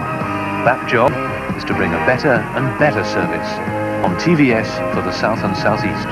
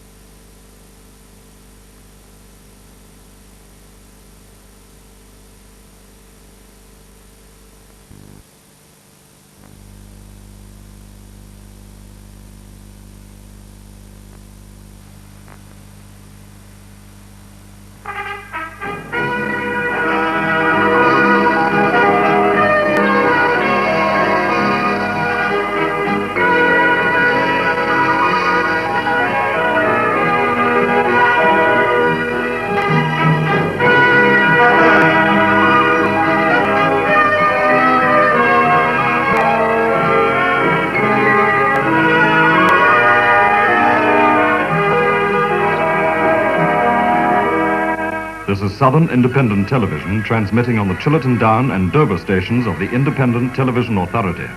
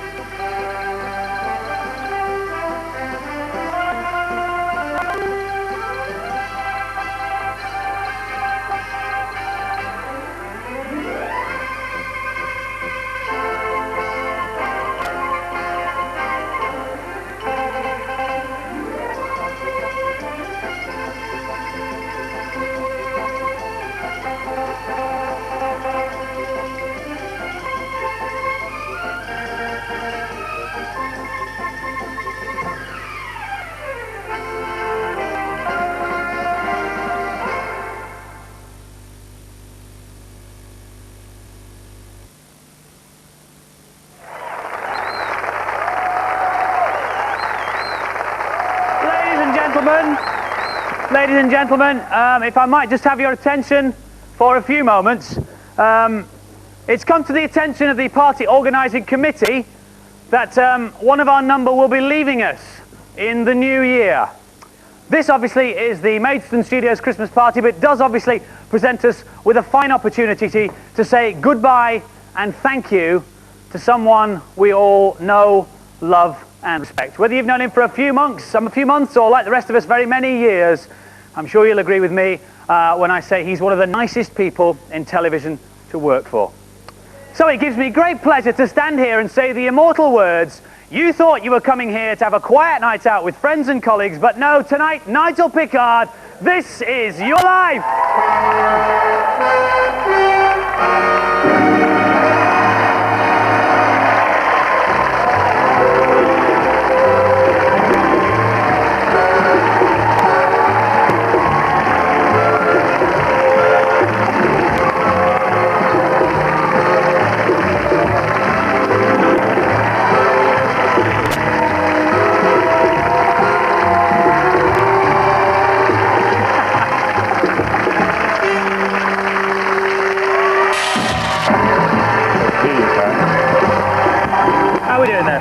We're having problems. We're having problems.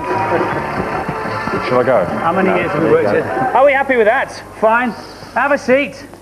You got a mic on, you can react now, Nigel. I can hear you, Vanessa. Can we hear you, Nigel? Yes. Yes, we can. Terrific. Nigel Pickard, this is your Maidstone life. It seemed only fitting that having been at the Maidstone Studios, both man and boy, we should acknowledge your contribution to them before you take up your new and lofty position at the ITV Network Centre. Now, we know you hate a lot of fuss and you dread being the centre of attention. Yeah, well, tough, we're going to do it anyway. The Maidstone story cannot begin without a reference back to your early career in Southampton. You began life as a humble trainee on memorable productions like Flockton Flyer, Rogues Rock, and the Round the World Yacht Race. But one of your early appointments saw you as a first assistant director on the now legendary Wurzel Gummidge, starring the late great John Pertwee, and an actress who has long remained one of your favourites. Who was that? Well, we caught up with Una Stubbs in her home in London, and this is what she had to say. Hello, Nigel. I'm really sorry not to be there because I'm here, but I hope you're having a wonderful evening. I'm thrilled to bits about your new move. Do you remember 18 years ago I said that this would happen to you? I'm not Mystic Meg, but I knew, and I'm glad for you. I'm really, really pleased. Have a wonderful time. Thank you, Una Stubbs. But Nigel, your own appearances in front of camera are sadly few and far between. That now legendary appearance as a barman in Ricochet has been consigned to the archive, sadly. But we did manage to dig up a little clip of you from a documentary about the early beginnings of TVS. Do you remember Birth of a Station? 1, 2, 3. 1, 2, 3. Meanwhile, in the water meadows near Winchester, other athletes strove for perfection. 1, 2, 3. This is scientific. Nigel seems to be having problems. A few. And this will actually be possible. Doing it. He is indeed. Are you having fun, Nigel? I'm going to do it. Yeah. He's going to do it. Going sideways, but he's going to do it. Possible. So, from the early promise of a children's game show filled with physicality, muscle and machismo, naturally, Nigel, you went for an obvious piece of casting when looking for the perfect presenter for On Safari. He can't be with us tonight because of panto commitments, but he sent a message to you, Mr. Macho, Christopher Biggins. Hello, Nigel. Safari? Sir Goody. Yes, of all those years you helped me in my career, TSL seems like just a few years ago, and quite honestly, I don't think nepotism matters at all, and I'd like to share it. Of course, I am Nigel and Anna Hume's love child. Yes, and I'm sure you can see the likeness from one or the other of us. But anyway, Nigel, good luck with the future.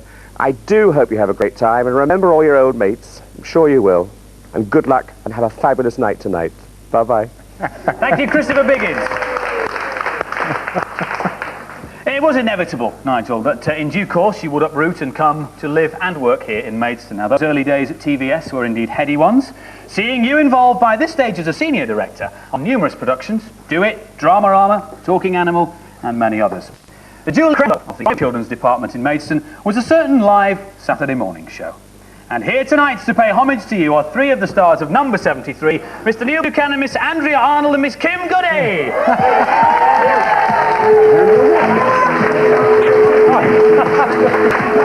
Two of us, actually.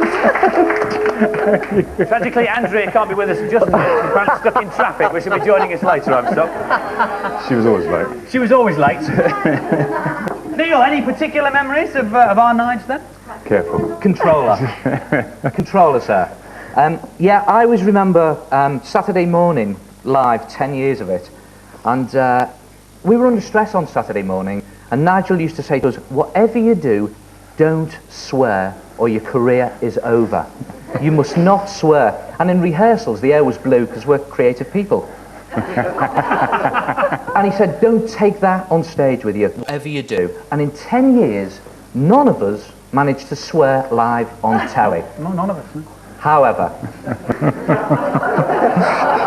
most of us have seen Nigel in action in the gallery, and most of us have heard him over the cans. Is that right, cameraman? Oh, yes. Oh, yes. And one day, the cameraman had taken his cans off, and I was live, I was drawing. A kid had come through on the phone, and the kid had said, please draw a jockey. So I was drawing a jockey, and jockeys have their legs open like this. And I drew the jockey like this, and then I drew the horse's head between the jockey's legs. And you heard live on air, over the cans, what the f***'s he doing? So we didn't swear in 10 years. Controller. Thank you, Neil. I remember it. Kim? Well, I'm a bit concerned about Nigel's new title of Controller of Children's Television. You see, one day I was a bit late for rehearsals, and I had to stop on the way down here for petrol, because I find you need quite a bit of that to get down here. And unfortunately for me, the petrol came out of the nozzle and completely soaked me in petrol. Got straight down here, ran into the room. I said, Nigel, I am so sorry. And sorry about the smell. And do you know what our future controller of children's television is? He lit a match and he chased me around the room. Terrific. Thank you, Neil and Kim.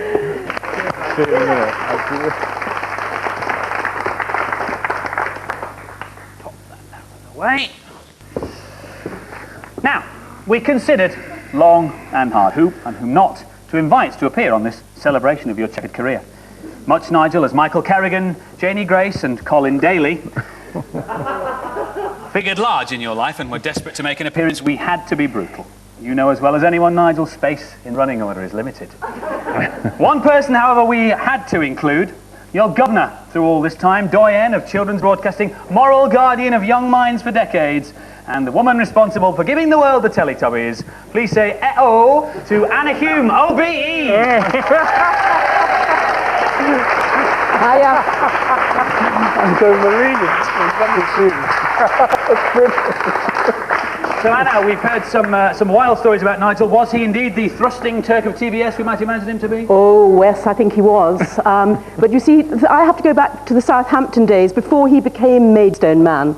Because in the early days, we weren't quite sure about these people who were in Southampton and were they with us or were they against us. So I spent quite a long time sussing out whether Nigel really was a Maidstone person. But by God, he was. And as you see, he stayed here for a very, very long time. I gather not actually in my office all the time, but, but very nearly.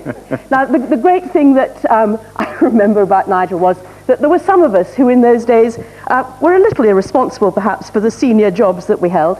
And we did spend an awful lot of time in the bar.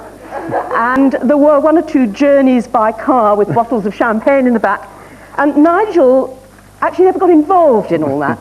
He used to see us sort of struggling in, looking bleary-eyed and a bit tired and worse for the weather. And Nigel used to sort of sit there with a superior grin on his face, being respectable and responsible and all those things that he's going to need to be in his new job. Many congratulations on your new job. I think it is wonderful that you're actually coming back home to the world of children where you belong, and the very best of luck. Thank you. Terrific. Thank you. Yeah. Lovely. Thank you, Anna.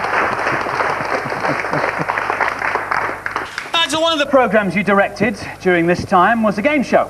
It started out as a rather sane and sensible travel quiz, but for reasons known only to yourself, you insisted on hurling the presenter around the studio 20 feet above the ground.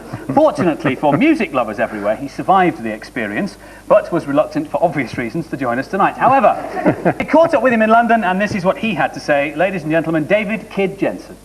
Hi, Nigel. Remember me? I have very fond memories of being lifted around on a crane in Studio 2 in Maidstone for World Wise, quiz show I really enjoyed. Before that, of course, we got to know each other through various bits on Number 73, and that was a groundbreaking program. You really rose through the ranks, and you did so with a lot of friendship and a lot of respect from your colleagues, and your new position is well deserved. And I wish you all the very best. I wish I could do so in person, but well, some of us have got to work sometimes, you know what I mean? Anyway, I hope to see you sometime soon, and maybe we'll have a drink. Congratulations. Thanks, David Jensen. 1986. By 1986, you had been promoted to the lofty position of Controller of Children's and Family Programmes at TVS. The next few years saw a raft of productions coming out of Maidstone under your leadership. Many of these, including Mr. Majika, The Castle of Adventure, and Bejeweled, were all produced by one man. Himself, a legend in this hallowed building. Ladies and gentlemen, Mr. John Price.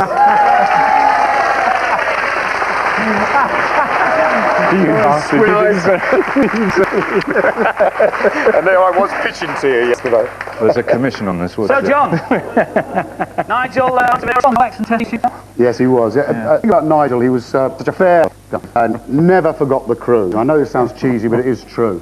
We did not do one drama, and some of you are here to bear this out, where Nigel did not, you know, first day of shoot, on the catering truck, there was the memo, wishing the crew all the best, telling them how important it was to him, and yeah. Write them. No, Hilary Baverstock wrote them, and I forged his signature. But they asked me to tell us stories, but don't worry, I'm not going to do the David Jr. one in LA. You know? Thank you. I won't tell that. Thank you. But the only one I can think of is Won't Look, Can't Look, and it happened on Castle of Adventure. Where a stunt had gone wrong, it had gone off too early, and we nearly blinded Gareth Hunt. I was on the phone to Gareth Hunt's agent trying to sort this out while Susan Jules threw a wobbly and wouldn't come out. I said, well, Nigel's down there, surely he can deal with it. The call comes back, it's all right, Nigel's talking to her. Good. Then the call came back, can you get down the set? She wants to have a caravan. I said, Nigel's doing it. She said, no, just get down there. I get down, there's a queue of executives outside her caravan door, Nigel at the front, and I go in and I tell her she's wonderful and no one can see her scraggly bits and don't worry. and everything was fine. I came out and said, Nigel, I thought you said, oh. I said, sorry, Nigel, didn't quite get that. What is it? I was talking the wrong one, I was talking to a stand-in. Nigel, she's the one with the scraggly bits, and the one with the biceps is the stand-in. Okay. I got it now. Lovely to death. Great man. Thank you, John Price. Lovely to death. Thanks, John. Live Saturday morning shows, Nigel, continue to play a major part in your life. Number 73, which had thrived as a drama played in a house for 7 series, you decided to uproot and reset in a cowboy theme park. Well, after the show was pulled, you bounced back, bloodied but unbowed, to become instrumental in the forming of another Saturday morning show, Motormouth. Motormouth was an organic format from series to series, from the black set, inflatables and drama wraparound in series 1, to the pastel cogs and wheels and game show wraparound of series 2, through the interactive cafe magazine format of series 3, and back to drama again for series 4. Representing survivors from both ends of this formatal spectrum, please welcome Richard Waits and Steve Johnson.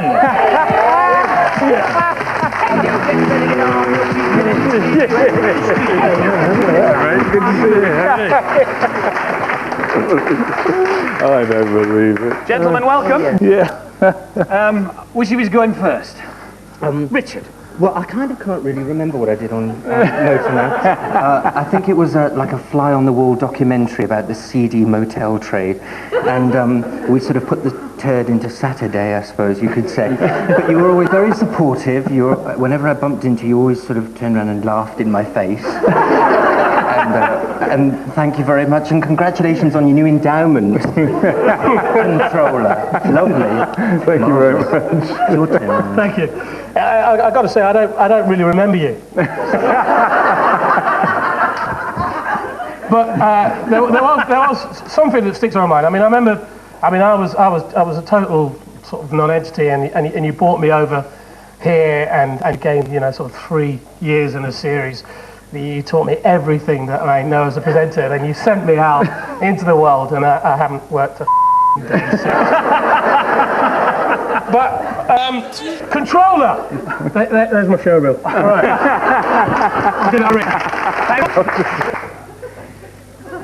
Nigel, you may recall there was one Motormouth presenter of whom it was generally felt they would be unlikely to fare particularly well when the show came to an end. The popular consensus seemed to be that without your guidance and producerial talent, let's not be coy, she might never work again. Well, the show did finally come to an end, but against all the odds, she somehow managed to scratch together a meagre living, appearing on 1 or 2 little shows, like The Big Breakfast. Friday, December the 19th, 11 a.m, somewhere in a clinic in London. So, Gabby, do you want to tell me how it all started and when it all started? Thank you, Vanessa. It's quite a relief to be able to talk about it now. A few years ago, I'm sorry, I'll leave that alone. Quite a few years ago, when I first met him, larger-than-life character, but I had some very painful, very vivid memories that the first time I've ever discussed them, especially on camera. But alcohol, real problem. Bottles of beer wherever you turned. Used to drink all the time. One of those drinkers that didn't care that people knew, and then would burp in your face with the smell of beer. I was talking of smells that... Script meetings. Quite a simple thing. He'd fart. The smelliest one, and I didn't know. I mean, innocent person I am. There'd be this noise, and we'd talk, and suddenly smell, and he'd stand up, and it was me, and be proud of it. Extraordinary. Also, can I talk about his penis? All the time. He used to get it out all the time. He used to talk about it all the time. He used to pair it all the time. He had a bit of a penis fetish. I don't know. I don't know why I had to know about his penis. Oh, they're genius. Sitting there behind his desk, ranting and raving and saying, "I know best." But the incredible thing is, and I really believe he knew what he was doing, and he knows what he's doing. But I never imagined that he would be so huge, that he'd take over like this. I mean, media mogul. Just incredible. Well, ladies and gentlemen, there you have it. The truth about what it's like to work with Chris Evans. Oh, no. J. Nigel Pickard. Terrific. We still are actually trying to identify the mystery gentleman wandering through the back of shot there, but he might be offered a job in the not-too-distant future. Thank you, Gabby. One of your last commissions, Nigel, as head of children's in Maidstone, was the rebirth of a children's series which had apparently long been consigned to the cutting room floor of life. We catch up now with Fred Dinage, star of How 1 and How 2. Hello, Nigel. Welcome to a rather gloomy Studio 1 in Southampton. We can actually only afford one light these days, but that's the way life has gone. And I'm sorry I can't be with you tonight. I'd love to have been down there, but I've got to do Meridian tonight down here, and then I've got to go off and make love to Carol Vorderman. It's tough at the top. But you will remember this particular studio, because this, as I recall, is where it really all began for you a great many years ago as an AFM on a programme called How. And I recall you being one of several people in those days who probably saved the life of dear old Jack Hargreaves by he set himself on fire by putting a pipe in his corduroy jacket pocket that he thought was out, and of course it wasn't. And I can recall several people, probably yourself included, crawling along the studio floor during a recording with a jug of water and pouring it in old Jack's pocket and putting him out. Anyway, you did well. You became an FM on How. You became director of How. Then it was to Maidstone and great things with TVS. And you were the man who actually reinvented How and brought it back to the screens. You gave it a new lease of life. and you gave the old buffer a new lease of life, and I'm very grateful to you for that as well, because, well, I bought this suit with the proceeds, so thank you very much for that. You gave me the chance to work with Carol Vorderman. You gave me the chance to work with Gareth Ghost Top Jones, and I've decided to give you for that as well. I am delighted with your new job. I know you'll make a great success of it because you've got enormous talent. I taught you everything you knew. But also, you are genuinely one of the nice guys. So lots of luck, Nigel, and I'm sure that you will show them. Ow. Thank you, Fred Dinage. Now, Nigel, in the preparation of tonight's little event, we managed to get hold of a copy of your CV. The last entry of the 80s is, and I quote, ladies and gentlemen, senior member of TVS franchise team. Is this any sort of recommendation, we wonder? A lot of us here will recall 1992. 1992 was a grim year. People were forced to start looking for work elsewhere, and you got a job with an ITV company that was far away from home as possible. Scottish Television, based in Glasgow. So it was only natural that you would occupy a desk in Maidstone. Now, one man who has some interesting memories of your time with Scottish Television, then Controller of Finance, now Managing Director of LNN, Mr. Jeff Henry. To sign Nigel, we at Scottish won the race. He wanted to see if he could change our base. Many people began to mock.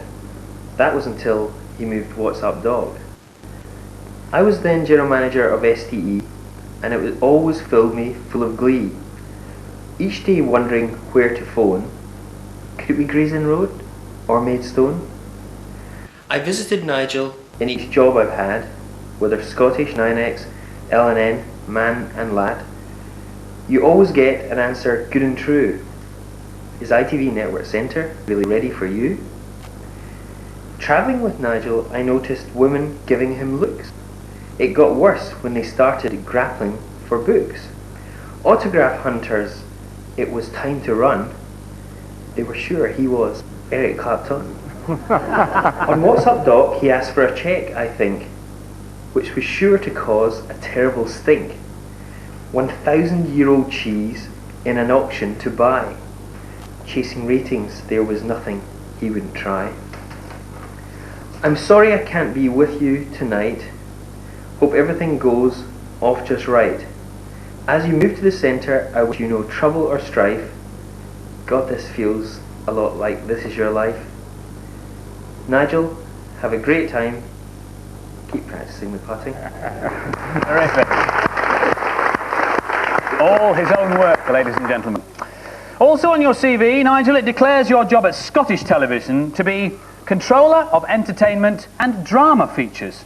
It was obvious, therefore, that you would spend most of your time on another Saturday morning show. What's Up, Doc? Ah, What's Up, Doc? What started as a simple Sandy Ross idea... You're ahead of me. A simple Sandy Ross idea of Pat Sharp, a smashing 6-foot rabbit, all set in a jolly warren. That was the original format, ladies and gentlemen. Somehow that metamorphosed into an offensive, innuendo-ridden, in-your-face, unholy abomination of a programme. And didn't we all love it? Yes. Representing the more wholesome side of the argument, ex-Maidstone Studios fire warden, founder of the Maidstone and District Cheese Appreciation Society, and son of Dr. Joseph Mengele Perry. Nigel, do you remember this voice? Does anyone want to smell my cheese? Ladies and gentlemen, Mr. Simon Perry! Nige! Hello, everybody. Corporal Crane, where is your reflective strip? I'm sorry, I thought I was excused reflective strip tonight, Simon. No, goodness me. No, I've got a story to tell, ladies and gentlemen. What's this you're laughing at? I had a long felt want. And this man, this dear sweet man, came to my rescue, didn't you? What did I need? £1,050 for a little knob of cheese. That's all it was, a little knob, wasn't it? And you came to my rescue. I did. And I'm here today, Nige, to repay that debt. I haven't actually got the money, but I still haven't got any money, but here's your knob back. And, of course, it's long overdue, but It's time you were made a cheese ranger, mate. Stand up and get your girl on. There we go. That's nice, isn't it? Hello, Jude. All right.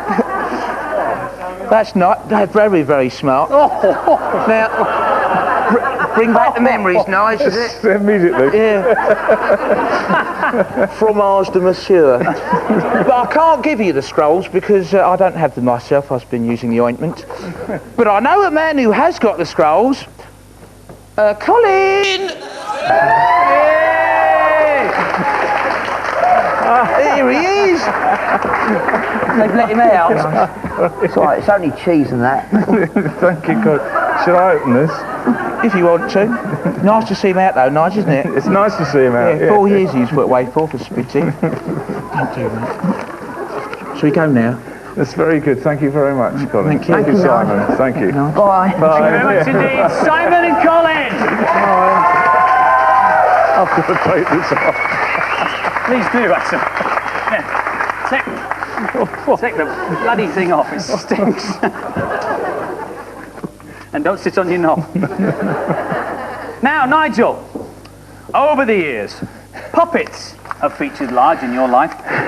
Fraggle Rock, Panic Station, Living with Dinosaurs, Storyteller. You rarely seem happier than when you see a man with his arm up something. But all these shows featured characters that were charming, innocent, almost naive. But do you remember these voices? Pickard, is that an adjective, do you suppose? You hold him down, and I'll go through his drawers. Yes, single-handedly responsible for just about the greatest number of complaints on TV.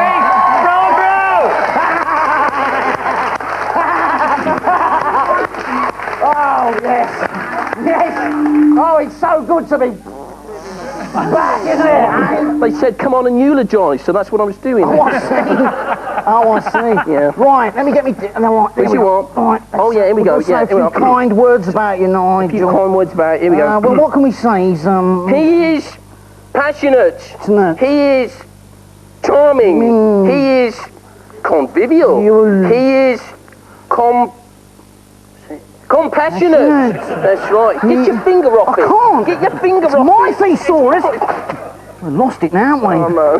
Never mind, we'll have to say something honest. You mean from the heart? Something for... Oh, my knees have gone. Oh, your knees. From the heart. Something from the heart. All right, Nigel? Yes? You nurtured me. He did what? He nurtured me. When did he do that? In the early days. I'll have you for that. I'll have you. We're not just saying that. That's my brother. I'm so sorry. You I didn't mean did it that. to my brother. Yeah, I can tell you private. Yes. You're going to get it, mate. Right. You're going to get it, Yeah. mate. You're Thank going you, to get it, mate. boys. It was nice. Thank you very much indeed. Ladies and gentlemen, bro and bro. And so, having instigated what's up and wolfies and stirred up that nest of hornets that is the ITC, you left us to the tender mercies of Sandy Ross and got yourself a new job.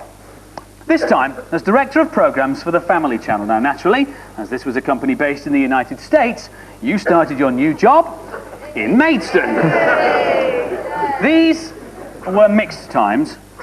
God was an even tougher boss to work for than Anna Hume, and the world of satellite television was new to you. Still, you managed to keep production going at the studios with shows like Family Catchphrase, Family Live, and The Big Dish. But the Americans didn't fancy the fray this side of the pond, and so they went back where they belong. Even more worrying than the Americans, though, were the shareholders of FlexTech, the next people to acquire the building and your services as controller of Challenge TV. Would they sell Maidstone? Would you finally lose the desk you'd fought so hard to keep for so long? Would they ever be interested in actually making programmes?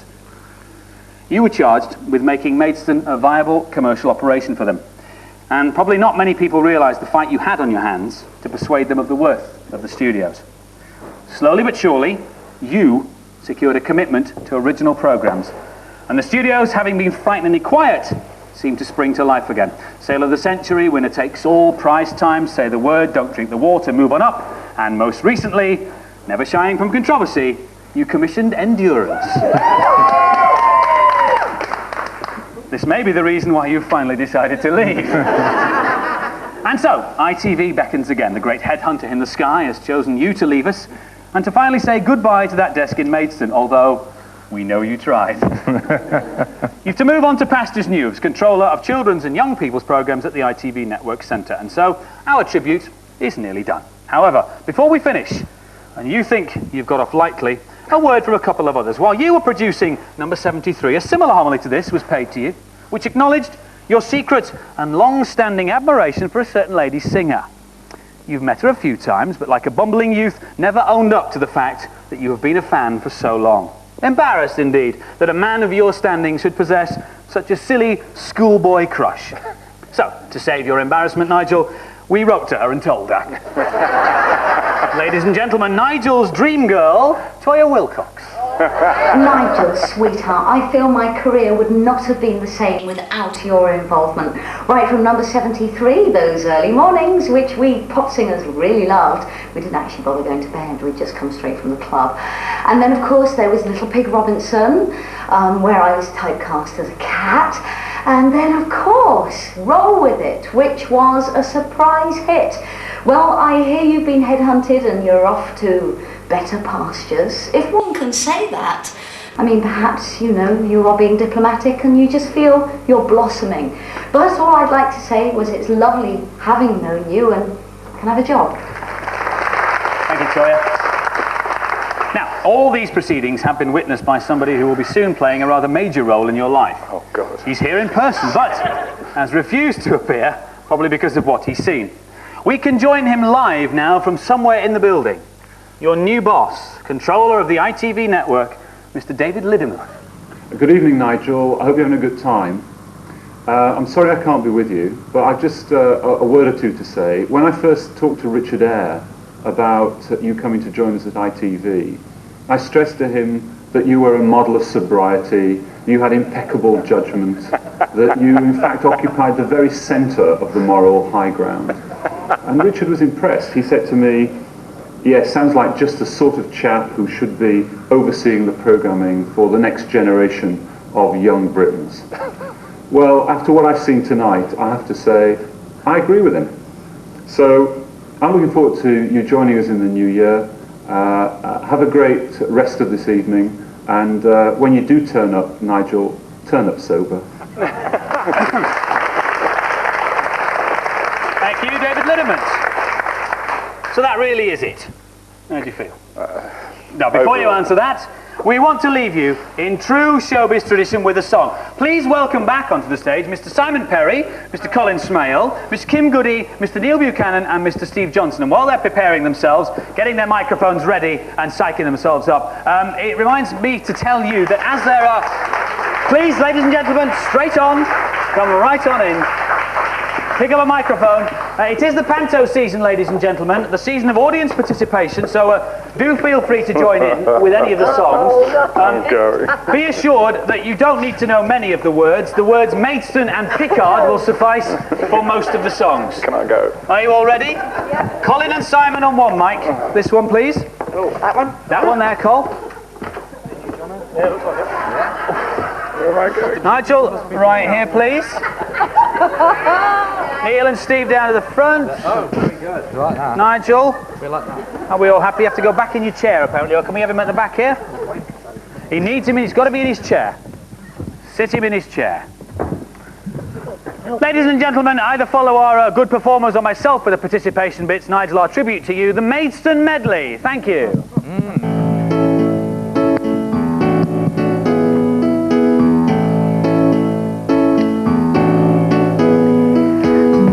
TV centre in Canterford, London, you can always go to Maidstone. We'll do a good price and we are sickeningly nice. Come join us in the south at Maidstone. The town itself is boring and the shopping is appalling, but it's really close to Tesco's and of course the crematorium. M20 Junction 7, 8249. I've got to say this bit because it just did a rhyme. So go Maidstone. You can have your own parking space. Maidstone. Unless your name's Janie Grace. Maidstone. Everything's much indeed. Look out, ladies. It's Colin Smale.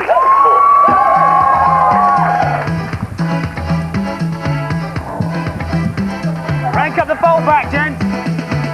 Get through by Yuri. Sell your soul to Dick Byrne. But don't. Oh, never don't. Don't work for Nigel. Because he's really nice. Because he's mostly twice. Because a really good bloke. Pickard's always fair. Pickard's got lovely hair. But who's ever there? But for Rick Gardner. Even Sandy Ross. But don't, whatever you do,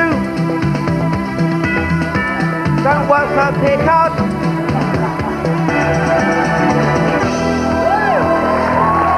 Simon and Colin. And now, ladies and gentlemen, Neil Buchanan now presents a special tribute to one of Nigel's well-known culinary preferences. Meals out, I've had a few. I must have eaten all over Maidstone. The fox and goose, it does great chips. I even like the Peking garden. I'll go to Pizza Hut if I'm really in a hurry. But no, Helen, don't book soufflés, because I prefer curry. Here, mate, excuse me, what is a naan? if it's not hot, I'll have a chicken tikka in a little sizzling pot. Bombay aloo or Bombay duck, I love it all, I don't give a damn. You can keep Groucho's and escargots, as I prefer a curry. Lovely. Thank you, Neil. Ladies and gentlemen, I can offer no guarantee that what you're about to hear is in any way what we asked them to sing. I give you Bro and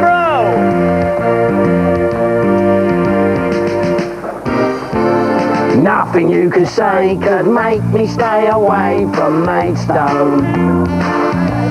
Oh! I'll stay with all my friends till the bitter end at Maidstone. We covered Maidstone. Well, I've had a better offer from the ITV. So much for friendship and loyalty. So do you offer to like to see a beat Maidstone? Wow! Thank you, boys. Now, Simon Perry and the tributes to his favourite stuff. Cheese, cheese. Cheese, cheese, cheese. Cheese, cheese, cheese. It's cheesy. If you want to win at ITV, if you want to beat the BBC, if you want a format for a totally original Saturday morning show, it's cheesy. All you need is cheese.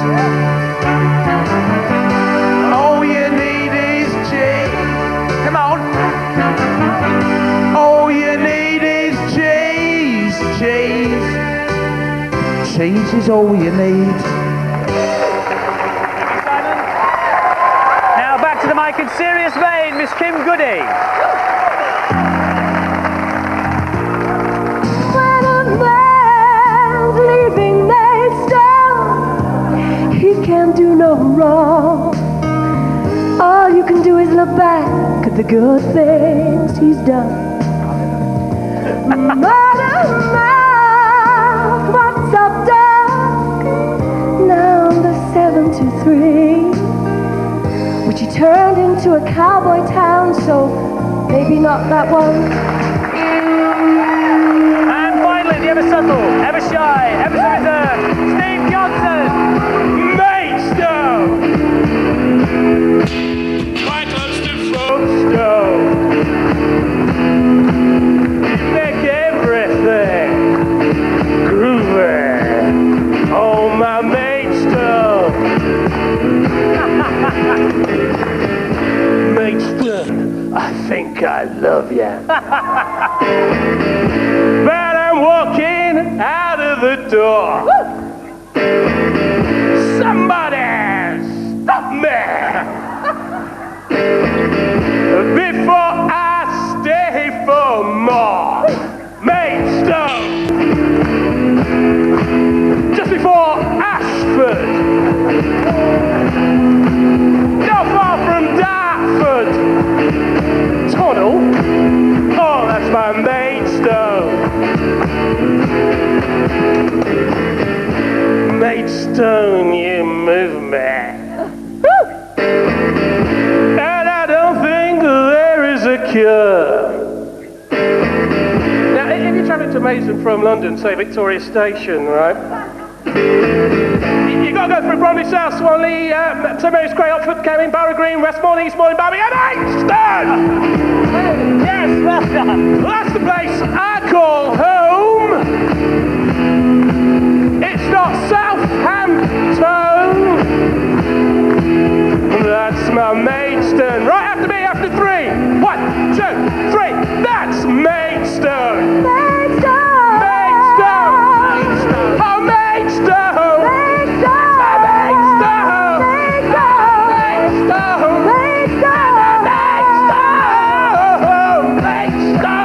Maidstone. Maidstone. It will miss you more than you know. Yes!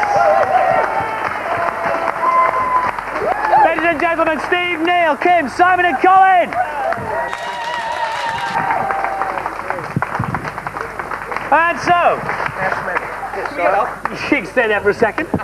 Nigel, that really is it. It just leaves me, and perhaps you, ladies and gentlemen, to thank all the crew who put this together. Thank you very much indeed, everybody backstage, for all your hard work. We do have a gift from everyone at the studios, which you can open at your leisure. So just this one here.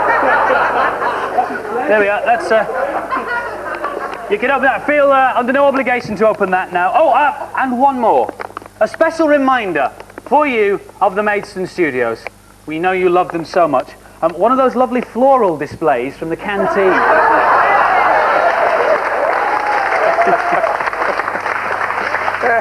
We thought you might like to take this with you to the Network Centre and put it in pride of place on your desk, which will finally be not in Maidstone. Nigel Pickard, this is your life.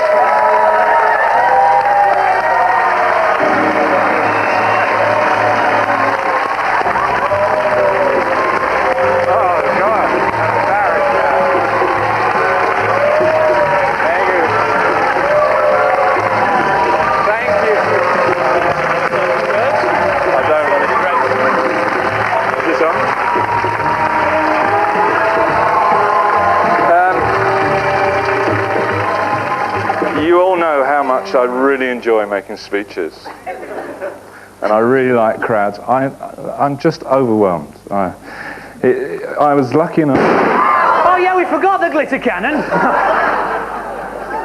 I didn't say anything else now. No, it's all right. Finish the bang. You want to see what I'm going to get to the end of your speech, Nigel? Yes. Have you got a shovel?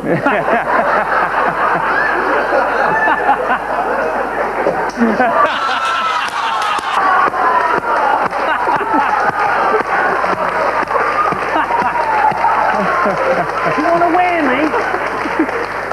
It's all on the floor in a great big puddle. It's all right, I'll eat it. I'm alive! Oh, sorry, Nigel, it's your turn. As always, you all did it much better. And I can only say, from the bottom of my heart, you've only made the decision even more difficult to leave Maidstone after 14 years or 15 years. This typifies the whole spirit and the teamwork that's always been in Maidstone. I've just seen so many old friends here today, as well as all the new ones that we've made over the last year, and the deal we've done today, which we just finalised with AT. I know that we started at the beginning of this year forecasting a huge loss to the Maidstone Studios. We have completely turned that round, and that's everybody here. And for the first time ever, the Maidstone Studios has made a profit, and it's got a platform to go on now and be a leading studio within the TV environment. We've also had approved a major digital upgrade for this studio.